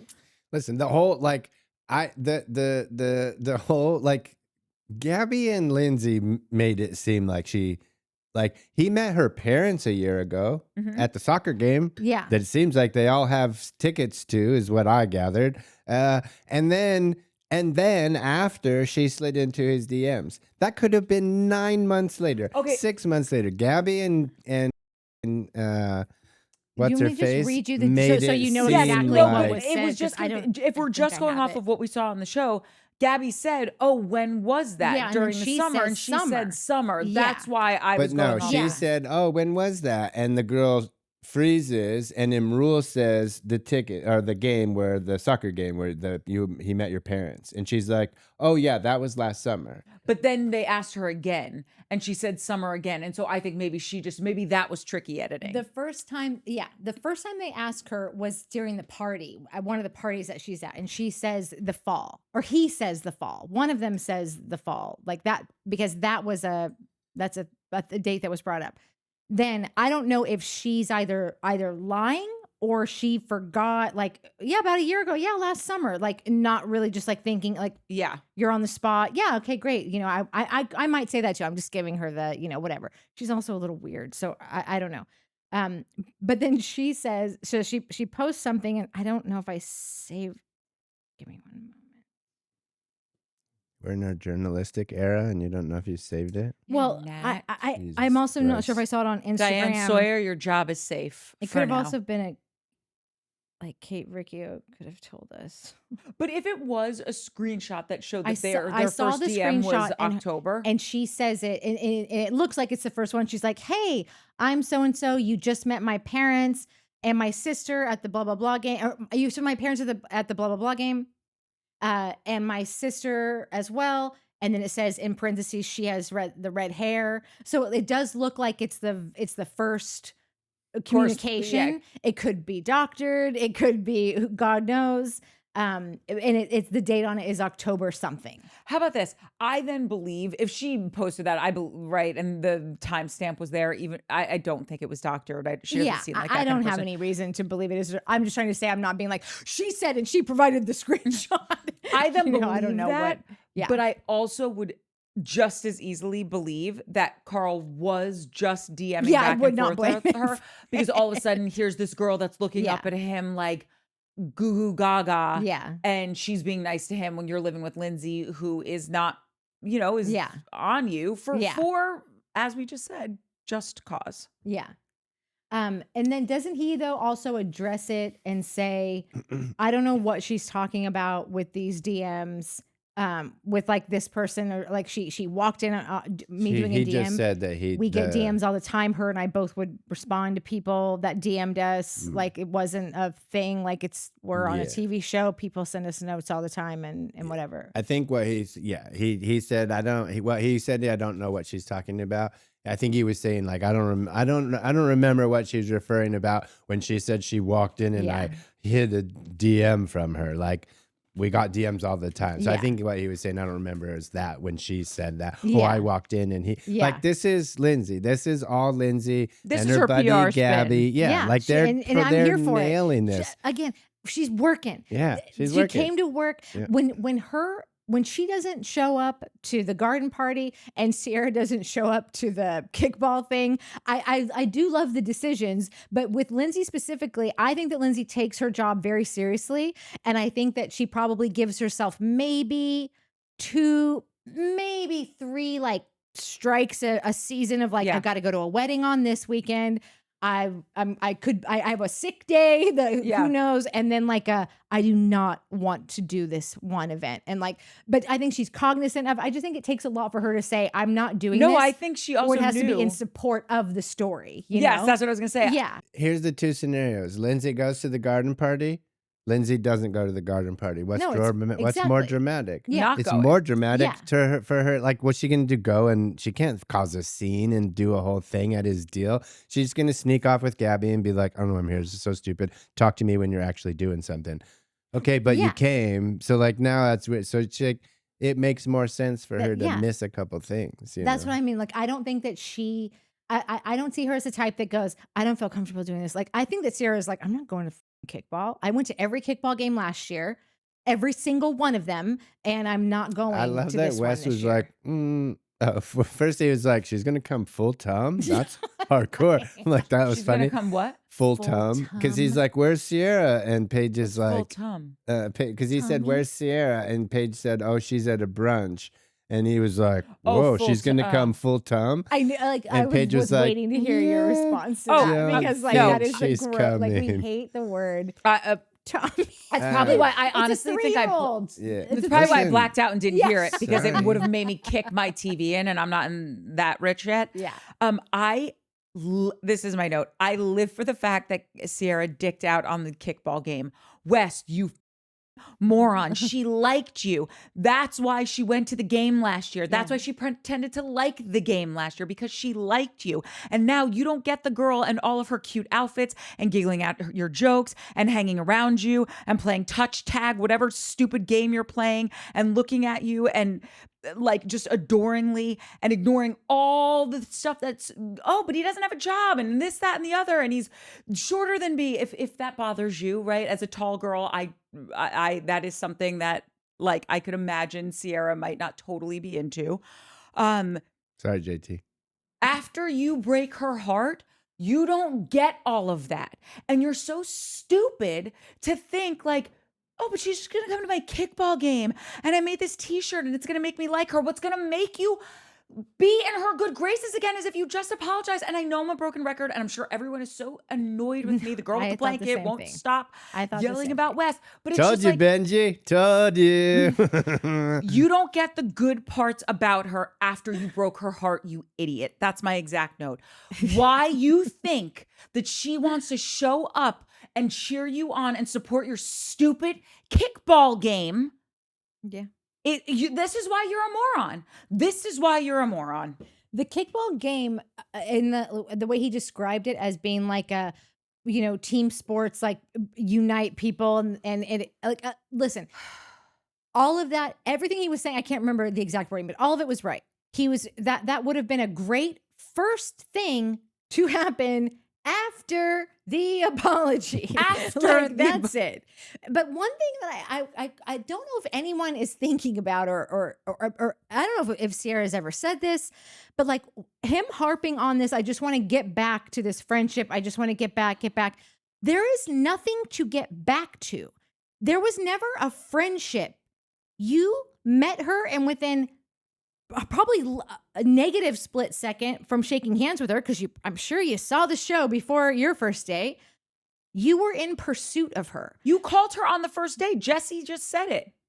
So you don't have anything to go back to. You've got to strike up a brand new relationship with this person. If you want a friendship with her, and it's not starting from scratch either, is as easy as it would be to say, like, you got to start one from scratch. No, you're less than scratch because you've already got a strike against you. Yep. So you're going to have to figure out a way to be of service to her.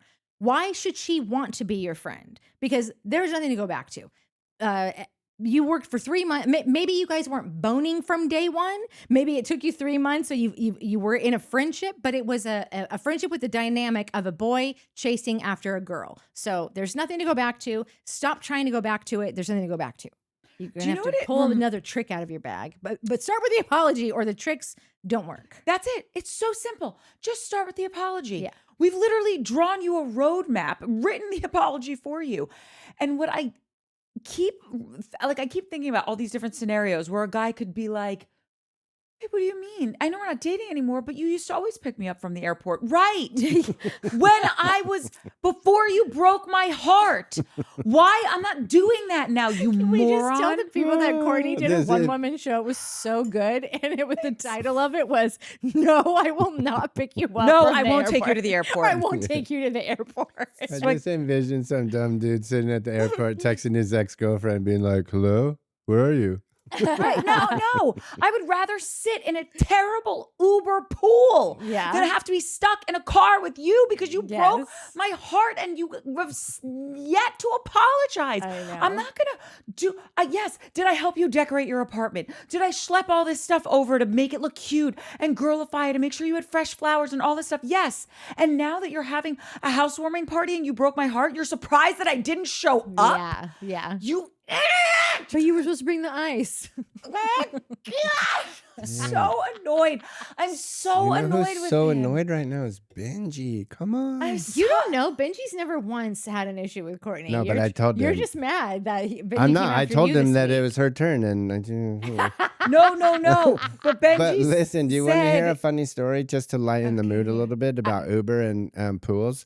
When I first did Uber many moons ago, I didn't really know about Uber. I just thought Uber was like, oh, you do the thing and the guy comes and gets you and takes you where you want to go. And I was like, that sounds fantastic. I didn't pay attention. I got an Uber and I get in the car and we're going. The Uber. He didn't know he didn't have an app. What? I got you an Uber. Not this time. This was the first time I did it. Oh, okay. That's why it went wrong, Natalie. Yeah, you gotta let him finish the story. Touche. That's why I keep her around. So I did it. I get in, the thing comes, and I was like, man, everyone says it's so expensive. Uber's so cheap. And I get in, and we're going, and the dude like goes out, and I'm like, where the hell this guy's going? And he pulls out and picks up a lady, and she fucking hops in the thing, and I'm like, what the hell is going on? He goes like 6 more blocks. That dude gets in the front seat, and I'm just losing. I'm like, am I getting pranked right now? What the shit is going on? I didn't know it was the Uber pool. Yeah. I didn't know that was an option. Why is it only... I made some friends. Come back. Why is it only $3? Yeah, dude. I was like, dude, to go to LAX. I think I had to go downtown too. It was like literally $6, and that's like a $42 I feel like you Uber. said like I could have walked faster. That's like an $80 Uber. Yeah, it's $40 crazy. for me to get from my house to your house. And we live 3 miles. Yeah. Also, Mike came in the airport the other day to pick me up from coming home. I did. What after we shamed him. Yeah, I got shamed, and I did. I parked and I went in, and so you were so excited and so surprised. I was like, I felt like all eyes were on me too, because I was sitting on this, like, it was at Burbank. I was going to say, this airport's the size of a postage stamp. Yeah, so I'm like sitting kind of like on this planter box gonna with propose? my 2 things. And like there's all these people around me, and Mike comes up, and we all kind of look up because he's just standing there for a minute, and I'm like, what are you doing here? Like it just flew out of my mouth, and everyone's like, what is he doing? She's proposing. A couple of them are watched the pod too. For those of you who didn't see the episode, we talked about I driving around in circles, texting Natalie, have you got your luggage yet? And 100 times out of 100, Natalie always parks and comes into the airport and greets me and is the perfect, like, It's just perfect. No, and I perfect. yell at him as he's coming down the escalator. It was a big And she, like, scene. seems It's- cute. Yeah, and she I always make looks sure cute. it looks so cute because he's always coming with like 50 crew guys that they've all been on the road together for however long and doing their 50 city tour. Yeah. Doing their Giggly Squad tour. Yeah, the they're good Giggly old Squad days. Wait, tour. can I just say one more thing about the West of it all, and then I promise I'll Yes. shut up. I just thought it was so great at the end of the kickball stuff. He literally was like that kid that's like, I'm gonna take my ball and go home because Sierra doesn't want to be nice to me, so I'm gonna do me, bro. And it's like that's what you got out of this. Yeah, I'm gonna go get my no mojo back. no critical thinking. Why am I missing the mark? She just must be an idiot. That's what he's deduced. So it's just so, speaking of dumb dudes, we then get to Lexi, and girls mature more quickly than boys do. And it was just so evident in the conversation that Lexi and Jesse had. She so clearly and concisely expressed how she was feeling, why she was feeling this way. It all made perfect sense. A went to B, went to C, every dot connected. And I was just like, and here's Jesse trying to be like, well, I didn't tell you a girl sucked on my toe 5 minutes before Imrul was about to have a threesome. And I spent 37 minutes in the room because it just was a big LOL moment. And she's like, right. Because if it was actually an LOL moment, you would have told me about it. But because it was weird, you didn't. And now we're having this conversation. And that hurt my feelings, especially because we just boned and we just decided to be exclusive. This is what Lexi. How old is Lexi? 16. 16. She's So 26 or so she's a 27. bit 2016. older, but She's 2016. 2016. I've said it for a while that like kids, I think the kids that are coming up are just of a different breed. Like we've been through a few generations of whatever, talk amongst yourselves, but there's Lexi's out of this, but like I tell you all the time, like there's something about kids, like younger kids, they don't give a shit, man. They've learned what they're like. They're gonna tell you what they like and how they like it, and get with it, don't get with it, don't care, moving on, doing my thing. Like they're all just like they seem tired of all the bullshit and the emo bullshit and the like sneaking and the like, playing the game. I don't know. These kids nowadays, I love it. I love a kid who's like A, B, C, D, E. What do you got? And if someone responds with and they're like, cool, I'm out. I'm not doing this. Jesse's response wasn't completely just like, what? I don't, and he wasn't trying to totally thwart what she was saying, but he did say, he's like, well, this is new to me. Give me time. And it's I like, loved her look on her face. She was like, Yeah, she's not buying it. Yeah, and she's not. to go back to what you said about Craig knowing that the end was near and going goo goo gaga and kitty and trying to be like which now that I'm saying is probably like some crazy instinctual thing to revert back to a baby so a woman will take care of you when you think she's leaving. Like, I don't know. You're not wrong. Let's get anthropological. our daughter, Yeah. going to see her. Also, Because we have commitment to each fucking other. picture And our of her daughter now. cat when that she cat was is a so little cute, though. fluff. Little- Oh, anyways. I do love that we are getting to see the origin story of Daphne. Yeah.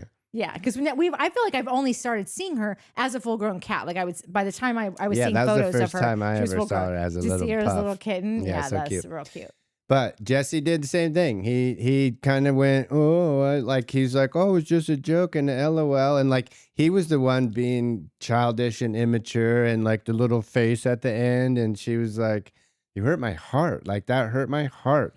Again, I was like, dude, this girl is Just a light baby. years. Yeah, Light but like years. physically, but just a baby.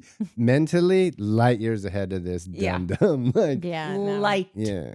on Yos. So, Yeah. I don't know. I can't remember exactly what she said, but at first he was irritated.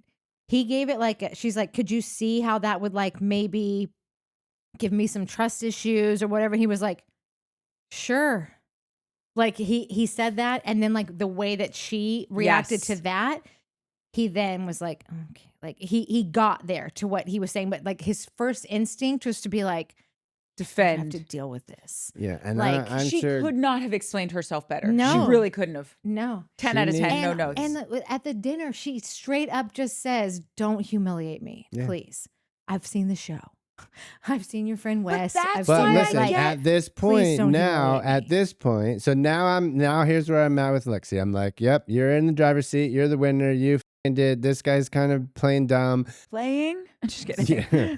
But that's like dumb. at this now it's on you. You got to the end of the book. What are your thoughts? You're going to go for you're going to go for the next sequel, or are you going to be like, yeah, I'm good on Harry Potter? You know what I'm saying? Like, Yeah. what's your next steps? What's your next move? Yeah, because like she laid out all her stuff, so did he. And he's now shown you who he is. That's what I mean. Yeah. Like, so has he. He didn't do it as eloquently and succinct and specific as you did, but he has shown you. Yeah. He's shown you who he is, who he's going to be. Now, choose. Okay, I just, because, I'm clearly on my West soapbox. I love Sandy with cats. Also, I love her name. I absolutely, in all caps, loved Courtney's rant about West. He acts like a petulant child. That's it. He does. Thank you. Case closed, Your Honor. No, he's trying to act older. He's wearing a scarf, so because grandmas wear scarves. No, so- that's Boy Scout stuff. That's Boy Scout. This one I thought was interesting. Ms. Taylor said, love how honest Imrul is. He's living his life in truth. He's been getting haters online. Would love to know how authentically they are living their lives. Here's my comment about that. I agree with you. And it's like a little strange to me that like this is all we're hearing about him. But it would be weird to me if all we heard about was like the fact that you're a skier. Like, I just need more than one note. One note doesn't make up a song. So that's where I'm just getting my irritation with him. I'm telling you, it took. This is why we'll always go like we start off right with the show, and we were always looking for like a very direct line to tell you like what this show is, and then Mike randomly one day came up with like, we're deep diving shows with no depth. And like, yes, because we're telling you, we know that these shows are so silly and they don't have depth, but they are, it's like life is what you make it. And there is something about these shows that have shown us all a little something about ourselves, all a little something about our friends, our family, our parents, like whatever it is, like you're watching someone else live, like go through the motions of life. And then suddenly you're like, oh, maybe that's why my best friend did that thing that I didn't really understand. Or like, I've seen that before. Or like, why am I so uncomfortable with that? Because I do that. And like, that drives me nuts. I can't control that. I want to control that, whatever it is. It took Jesse acting a fool this episode for me to appreciate Emerald goes about his life in a way that I have been disgusted by from day one. It took this episode for me to go, that's actually an honest way. He's not lied about a single thing. He has worn it on his sleeve. We haven't had to dissect and figure it out and whatever. And like, sure, I still would like to dissect. How do you get to a point where sleeping with multiple people at the same time is like, I don't understand that. I would like to know how someone gets there. They try to tell us what it is. Oh, he grew up in this Muslim background. Well, I grew up in a really strict Baptist background, and I had a promise ring, and like I didn't sleep with anyone until much later. Neither did Mike. Giving up your secrets. Same here. And you. Yeah. All of us like just we didn't dick around. And so I understand that part of it, but like this is everyone's got a background. I'm from the South, like everyone's got a reason or whatever. This is a theater geek. It's also just the one note of it all. A dude raised by all women, so he was never gonna screw Now around. you're giving up my real secrets. I know.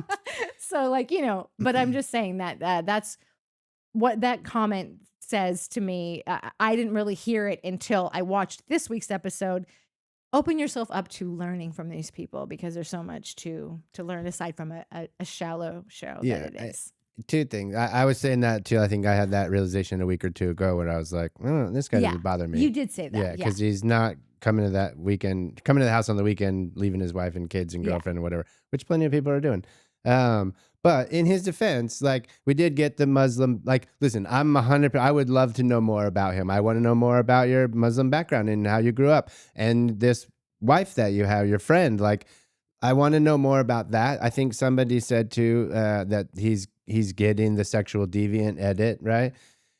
Which is probably true. And they're leaning into that. And that's what the chat is about. And that's what we're talking about. And nobody's asking about his upbringing and how he got to this place or why he enjoys this or, no one's asking about that. They're asking, oh my God, so gross. I can't believe, or they're like, dude, that's so rad. Oh, I can't believe that's so sick. So but don't you also wonder like how much he's ingratiating himself in the group? So if someone's like, oh, we're going to grill, is Imrul sitting there saying like, I'll help you grill? He cleaned the house, the whole thing after the first night. He stayed up and cleaned the house. Right. But that's in one episode. I'm just saying there's times where it's like, we're going to go to the grocery store right now. And I'm not saying he's not doing these things. I'm saying I'm wondering how much he's doing it because you obviously can get edited out of the show. Look at Bailey. I mean, they've done a fairly decent job of scrubbing her out of things. So is that what's happening with Imrul? And if that's the case, then that's just so crappy because it's like he does have more than one flavor. Sure, but he was probably he's probably getting the sexual deviant edit because he was cast as a sexual deviant, which I keep saying that word and I don't think that's truly sexual deviant. But like Kyle has a friend who goes to sex parties. Well, that'd be cool. You think he'd do the show? I'm going to ask him. He's kind of freaky, but he's just going to come fucking bang all the chicks he can. All right, that could be fun. Hey, Imrul, do you want to do a season? Come to the summer house? Can I bang chicks and put a thing on the deal? Bro, you do whatever you want. All right, yeah, I'm down. So, like, he got cast for this reason. He's getting that edit. It's fine because that's who he is. We're not, like, making a hoe out of a dude that's not a hoe. And I mean to say hoe, like, whatever. He's partying. But, like, so... I don't know. Like, maybe that is why he's here. Like, clearly they gave him some stuff to do this week, right? He's not even in the after show. He's in the after show this week. But not in most of them, is he? He's been in it before. Oh, okay. Because he's almost invisible to me. He's solo in it, I think. He doesn't have a mate. That's true. Yeah, because everyone's like, I'm not getting pregnant. This is... Yeah, the Kravitz guy said the same thing that you said. When you said, he is the sole individual that is producing the producers. Yeah. He's like, oh, I come to the Hamptons every weekend for free and I'll just bang all the chicks there. Okay. I'm in. Sick. They said you pay for my Ubers. They said, no, he rides "Oh, his really? motorcycle. That's I also stay at the why house. I can just bring the girls to the house because these hotels are getting expensive." Yeah, totally, dude. New York hotels mad expensive. Yeah. I mean, I have a big, huge house to bring the girls to now. This is a win. Yeah. I also have don't have to be out by 11. What? Yeah. I have a soft spot for Imrul too because he rides a motorcycle too. I am getting there. There's something I'm getting a vibe from him that there is something more that we haven't seen yet, and there's an honesty about him. And I don't know. Like I said, it's when I put him side by side with Jesse, there's just something a lot more respectable about seeing someone who's an open book as opposed to seeing someone kind of flounder and write a line of like. I think my only little, it's not even a qualm with the comment that I just read. My only place to like open it up is I want to see more about him. Yeah. No, me too. Yeah. 1,000%. I never did until now because I was just like, I don't even want to know about this. Like, if I can't meet him, I don't want to know any, like, this is gross to me. I was very judgy about it. And I'm getting over that. And by the way, I appreciate the fact that he's so open about all of this. It's still gross to me. Me too. I don't want. Yeah.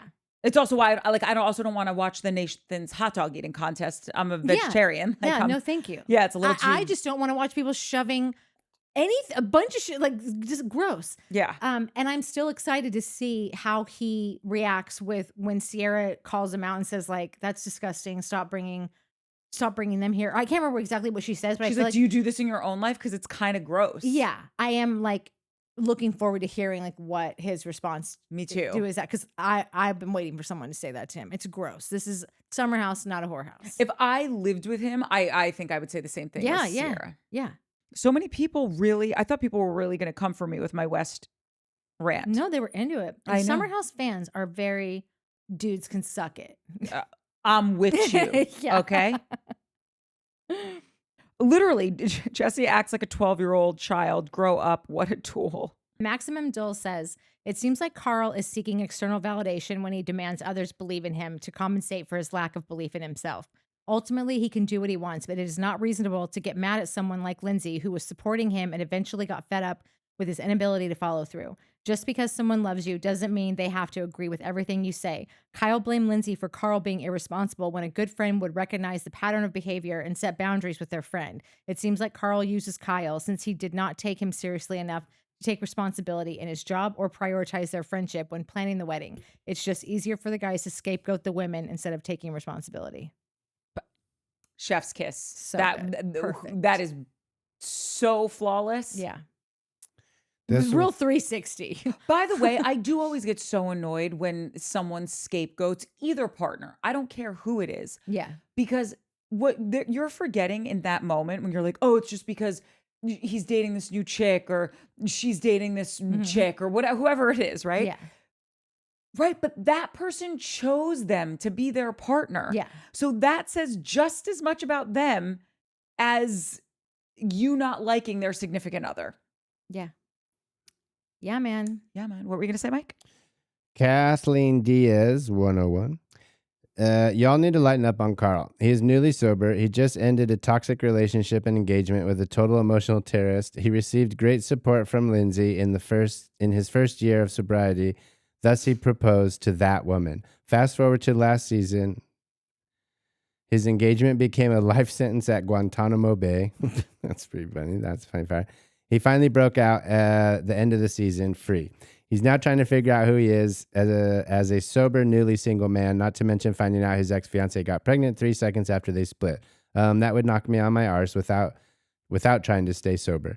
Give him a season to get back on his feet. He had to start fresh, find a new place to live, manage being slammed on social media, starting a new business, and praying he's still relevant enough to stay on Summer House. Whew, got that off my chest.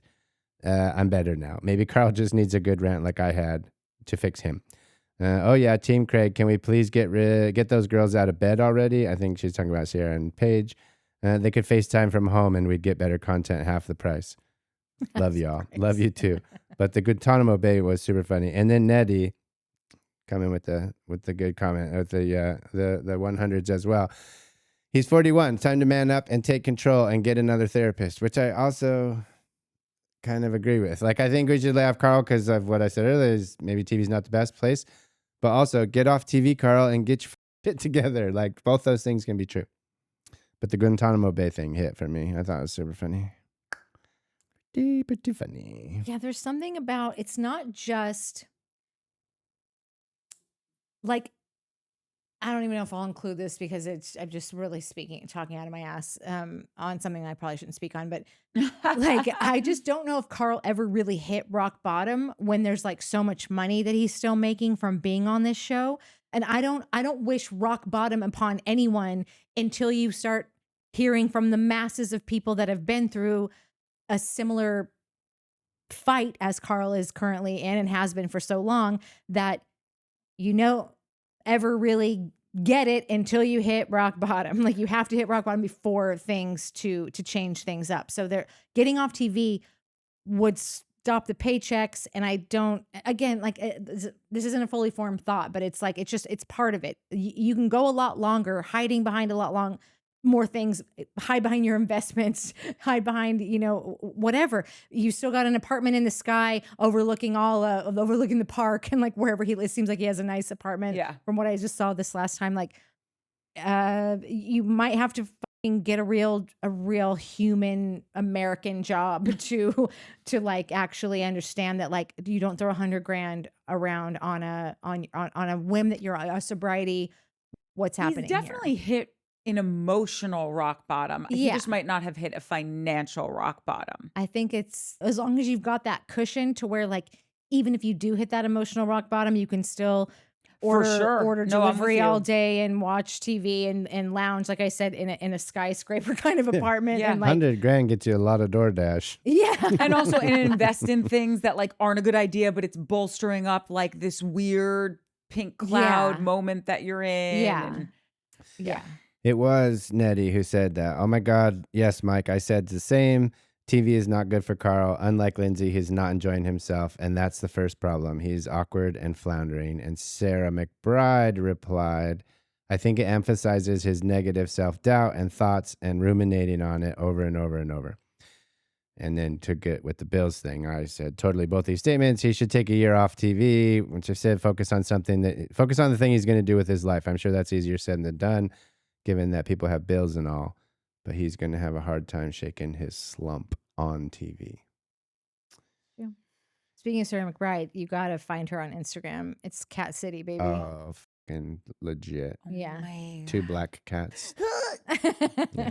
Like House Panthers or floofy like foofy? No, House Panthers. Yeah. Yeah, not fat ones like Foo. Yeah, fat Yeah, ones, sleek. One thing, I just thought this was so cute. So Christy out there said, oof, Natalie made this hard to watch. And then my darling Christy Sheeks chimed in and said, I hope you know that's a different Christy. And I said, Got you, Christy. I said at first glance, I did wonder if it was your burner account. I love Christy Sheik. She's my best friend in the world, I think, aside from, present company. Yeah. But also. You look towards including Mike, but I hope that was also towards me. I said present company. I know, but I thought you went to Mike, and No, I just. I didn't I barely like him. Yeah. Yeah, you argue with You him and all your the time. stupid sweatshirt. Listen. What sweatshirt is this? Christy also, what?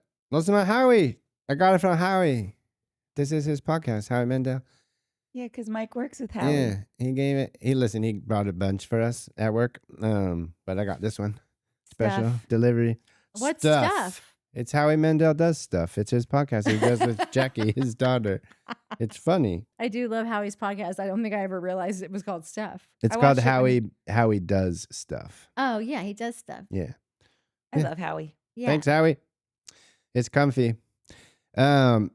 This one, getting back to Christy Sheeks, number one, Christy. She brought up a good point that people forget about. People wondering if Craig would get back with Naomi should remember that Naomi slept with Whitney. That was Barf Central. It's all, if you move to Charleston, you're going to find yourself In the embrace of Whitney Yeah. Sudler Smith at some point. Yeah. And, No, yeah, it's the everybody's truest on thing in the board. world. Yeah. We can Just- do this. And you wonder why Paige wouldn't move to Charleston. She's like, that is not going to be my Dateline episode. Yeah. No. Wait, really quick, just because we're talking about Christy. Christy did have such a good point. She said, Courtney, you can't ask more of people than they're able to give. And that's about the Weston Sierra stuff. And I had replied to you, Christy, but I know that is absolutely correct. I just want him to apologize. That's all. But I know she's right. I know you're right. You can't ask more than people can give. Christy's always right. She's always right. It's fine. Nutty made a good point, and I totally agree. Shocker. Kyle needs a business partner or team like Craig has because he clearly needs one if he is still in the red. Aside from being, yes, he 100% does. And then Gloria Ruggiero replied, Kyle knows it all. He'll never take advice, only knows how to whimper and cry. But him know, like, that's a problem, right? Like, yes, you need a team, Kyle. So stop being a know-it-all and crybaby. Well, hold on. This isn't in Kyle's defense. This is just an entrepreneurial question. Seems like you're defending Kyle. I'm kidding. Here we go, America. Ding, ding, ding, Round two. Okay. It's expensive to have a C-suite. It's expensive to have all of these people doing what Craig does, which is why Paige in the Coming Attraction, she says basically like, I make if we're a couple, I make the lion's share of the income. Whether that's true or not, let's just say that it is for the point of this conversation, because if that's the case, then she's making more money than Craig because she's not paying out all these people. Who knows how much he She's had making to more hold money on. than Who knows how much of his company he had to give away for all of these other people to be involved. So maybe Kyle's just saying like, no, I started this from nothing. I invested all this money into it. I don't want to dilute my stock, my equity. But Craig didn't start a company. It's my Craig understanding started that Craig's on someone a else. Mr. Wonderful licensing deal. What? Oh, he doesn't own any equity in his He probably owns some equity, but it's the majority. I have yet to finish my research in this. But Okay. it is my understanding, like Craig didn't start sewing down south and then go find a team to break off percentages so he could grow his business. He's on a license deal. Like when you go to Shark Tank and you pitch your deal and Mr. Wonderful's there and he's like, I'll do the deal. I'll give you it's a licensing deal. And everyone shits on him for it. And that's how he got rich, is licensing people's shit back to them. Right. I think that's the deal Craig's on, which is why Paige makes more money than he does, because Paige owns all her shit. Right. Which is my point. So even if I didn't know that, what I'm saying is like if you're going to set things up that way, whether he started sewing down south or it's how you just said it, he's still got everyone else taking from the pot. So that means that's why Kyle wouldn't want to do that, because he's like, no, I own 100% of this. He doesn't, because he has investors, but let's just say I own 50% of this, and Craig gets 15% of annual revenue from sewing down south. That's probably why he doesn't want to do it the way that Craig did it. Oh, cool. Good luck to you, Kyle. I'm not saying it's right or wrong. I'm just saying like I said, I wasn't defending Kyle. Just saying where his mind was at. Yeah, I was going to read. Kyle sitting in a tree. Just kidding. No, somebody said that Catherine and Craig sitting in a tree. Yeah, I know we talked about that, Yeah, and I it's like- said they should have their own show, and everyone else can suck it down. Yeah, we added that to Truth for Peace for Freedom's list of pitches. Yeah. Spin-offs. Great list. That was a great list. Christy Sheik's also agreed. What else we got? Let's see. Oh, Millie Lovey says, I love this podcast so much. It's the only one that's not annoying to me. Who stands out as one in one of every other commenter in here. That's not true. Who had a few annoyances. Millie, you are my people. I've been looking for you. I knew you were out there. Just so you know, Peacemaker Forever is in good company with Millie. It's so entertaining listening to all of your viewpoints. Well done. See? I'll take it. Yeah. Grace Carr. I have a theory that Emerald is getting the sexual deviant edit. Don't get me wrong. The guy's definitely putting in the work in the Hamptons, but I've noticed he doesn't bring up his escapades or brag about them. It's always someone else bringing it up to the forefront of the conversation, and he looks mildly uncomfortable before indulging them, which is kind of true. If you go, it's always somebody else. He tried to not answer. Yeah, this last he time. just like he tried getting to up blow and it off, and then they were like, and then Yeah. Jesse with his big old teeth was like, what? Yeah, he's not sitting there talking about his sexcapades No, ad he nauseum. tries to like And that's- divert. Evade it, yeah. To be honest, no one on Summer House is having sex. Not the singles, not the married couple, nobody. And he's bringing that element back to the show. I think the showrunners have pigeonholed him to the sex guy. I'm sure there's plenty of footage of him not talking about sex that they may think isn't interesting enough to air. So they constantly lean into his boinking. A, great statement. B, boinking. Yes, let's bring back boinking. And yeah, Nettie, agree. He shouldn't have led with that, because these hypocrites will never let him live it down. True. And they tagged him orgy beast like a damn compliment. He's single and not love bombing anyone, only to dump or cheat on them. What's worse? And just wait, now he's going to catch heat for living his life behind closed bedroom door, because some people don't have enough going on. Truth. Some girl named Natalie agreed, darling Natalie or something. Nettie also said, I'm over Whiny West. Let's be real. We only cared about him because he was with Sierra. I no longer care about this guy. He can be dismissed. And I love this comment for all the obvious reasons, but also it harkens back to Paige's comment during the reunion last year, where he's like, I'm on the show and I'm just looking like I'm Sierra's little like puppy, and I just thought that was going to be a bad look for me or whatever. And Paige said, you would be lucky to hold that position. And what he didn't realize is Anything? Quite frankly, like and subscribe. Anything. Yeah. When she walks out last in that, like, smoking. And do you see his stupid little face? He was like, he even couldn't even like. I'm sorry, I interrupted, No, and please because do. I just that moment, that whole reunion, you got to realize this kid has no idea what's so going out of on. his depth. Yeah. But just the fact that like you don't realize this is how dumb you are right now, bro. You don't realize that if you really liked her, right? I'm not saying if you didn't like her to still let this go on so that you would be in America's great, like be seen as favorable by us. But we all thought you really did like her. I really believed that you did like her. And if you guys really did do something together, we would have loved you even more because you got such a cool chick and you were good to her and you were a stand-up guy and you were mature and funny and cute and all these things. So that would have skyrocketed you far beyond what your plan was, which was to, bring her to Oklahoma and then break up with her in a New York Times article. You could have been the new Craig and Paige. You could have been a contender. You could, the deals that you could have had, you stupid. You could have had a fucking Sensodyne idiot. commercial. You're the dumbest dude, and there's so many of them. You are the dumbest dude I've ever crossed paths with on these shows. Like, you were He's upsetting to season me 1, deeply. came out of the gate. You're the dumb dork who got the hottest chick on the show. Imagine the brand deals that these two could have done. Imagine the vacations they would have sent you on. Imagine like everything. You're just too dumb. It's so sad to see like dumbness take over. Like what a life might have been. What is crazy to me is that it's like the aftershock of an earthquake that doesn't stop. It's like, oh, okay, happened again. It's a year later. Oh, we're still feeling tremors from this. How are you still at this kickball game? Dude, you know what I was just thinking? Not getting it.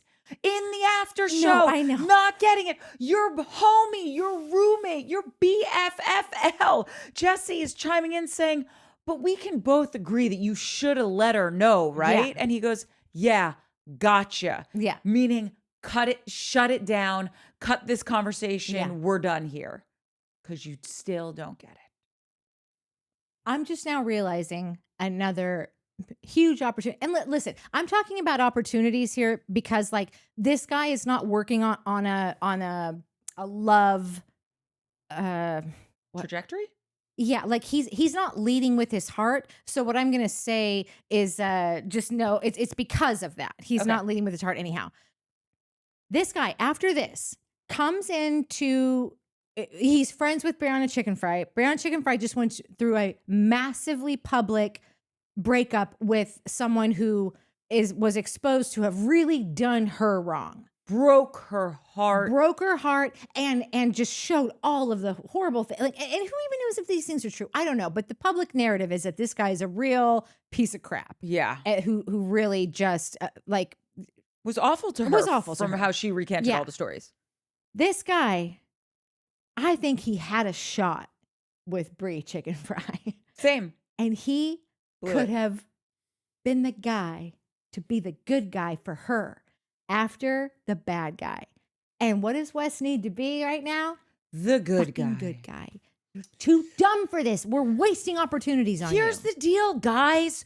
Just be a good guy and then you're a good guy. I don't have to walk around convincing people I have curly hair or that I'm tall. It just is what it is. But also you don't even like this is the sad part. In the world that we live in, you actually don't have to be that guy. You could just see an opportunity in front of you and seize it. You're not working off love and you're not working with your brain. Like neither of these things, like I don't know what happens to you. I don't know where it goes from here. I got one more. And it's just in regards to whether or not Craig did the drink thing on purpose or not. This is Selena White, 2335. Before I saw the boat power play thing that Craig did to Kyle, I would have believed he didn't do it on purpose. But now I think he did do it on purpose. But I don't know that means that he owes any allegiance to Kyle. I think he did do it on purpose, and I don't care. I think that's nice. I think that's a really fair point. Kind of what she's saying. Yeah. She's like, wouldn't believe it, but now maybe. But also, so what? You're not friends, like whatever, and you're not wrong. I started writing back something like really long to Sarah McBride because we love each other, and I knew that I could say whatever I wanted to her, and she wouldn't judge me. And I was just, to me, this whole thing. I think when we talk about these shows that have been on forever. This wasn't about is it right or is it wrong? It was about like, I like Craig because I've been watching him for a 10 season amount of time where I've watched this kid be a total sore thumb, sticks out, like does not belong. And he's just all these ups and downs, all this huge evolution, and has passed by the guys on these shows that have had everything handed to them, and whatever they risked wasn't a real risk because they could buy it again tomorrow if they lost it without even a second thought. And so when I see Craig doing things that I think like might be like a very like stealth or like crazy business move, I almost look at it like, well, fucking done. You have figured out life. No one gives a shit about you.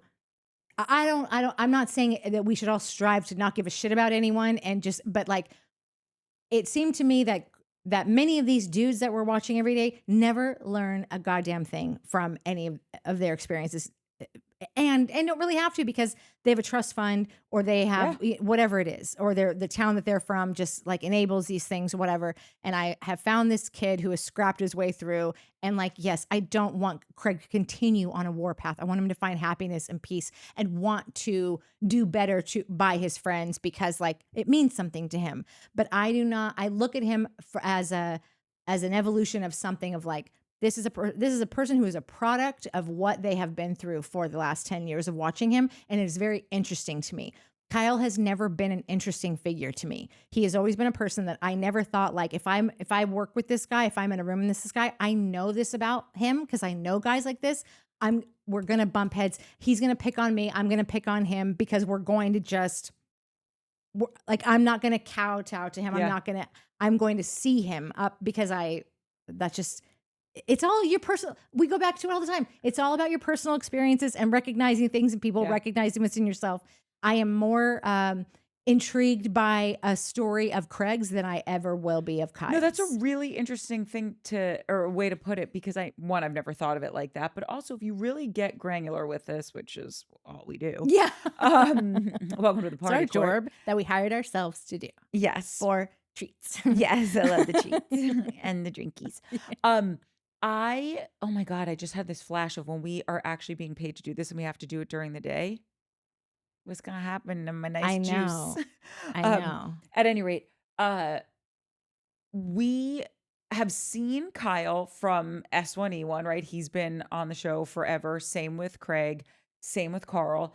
And really, not to glaze over Carl's sobriety, because obviously that is a massive accomplishment.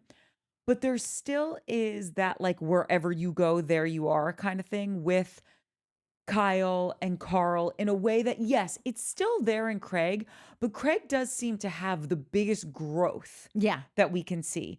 And with Carl, it's like, yes, you're not clearly, you got sober, you seem so much healthier, all of that stuff, but there's still this thing that seems to be holding you back from being all you can be. Do you know what I mean? Yeah. And with Craig, like, yes, we still have that fibbing thing that keeps following him around, or the quote unquote liar thing, but he's still been able to kind of push through and really, however he owns his business, he's built a really incredible business. He's built a beautiful home.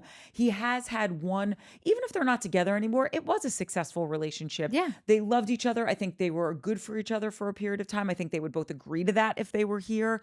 So it's like he's had the biggest strides forward. Yeah. And we've known all three of these dudes. And then if you throw in the Whit, and I know we're not talking about Southern Charm, but if you just throw in the rest of the Southern Charm guys, like the Whitneys, the Sheps, all that, we've known all these dudes for 10 years. And the guy who's had the biggest momentum forward or strides forward is Craig. Yeah. 100%. Whether you like him or not, he's had the biggest, I think. No, it's totally true. Whether he fell into what he did or whatever, I still think that like the journey was so long that like if he fell into something in year 10, good for him. Like you don't get to fall into something like the entire thing couldn't have been done without the previous year, without the previous bang up. It's a series of awkward moments that we've all witnessed. And I think all these characters are, it's just like everyone's going to be intrigued by one guy's story more so than they are someone else's. And And but I recognize that Craig has gotten to a place now where it is going to be, he's at a fork and he can go this way or he can go that way. And I'm here to watch regardless, but I do hope the best for him. I hope that he is on a warpath right now. He is on it when this is Southern Charm stuff, but like, so I'll save it for Southern Charm. Yeah. That's restraint, guys. We never have it. We got snacks. Like and subscribe, Jinx Marky. That one, yeah. Cool beans. Do you really say that? Cool beans? Yeah. I do. Go Doyers. Are they playing? Who gives a shit? Otani just hit a walk-off. He did a walk-off. Go Tani. I'm so scarred from this year. I literally thought we were still in dead of winter. Guys. Yeah. We're almost at 1,500 subscribees. Listen. No? No, we are. But what are we having for food? I don't know. Start ordering while I'm talking.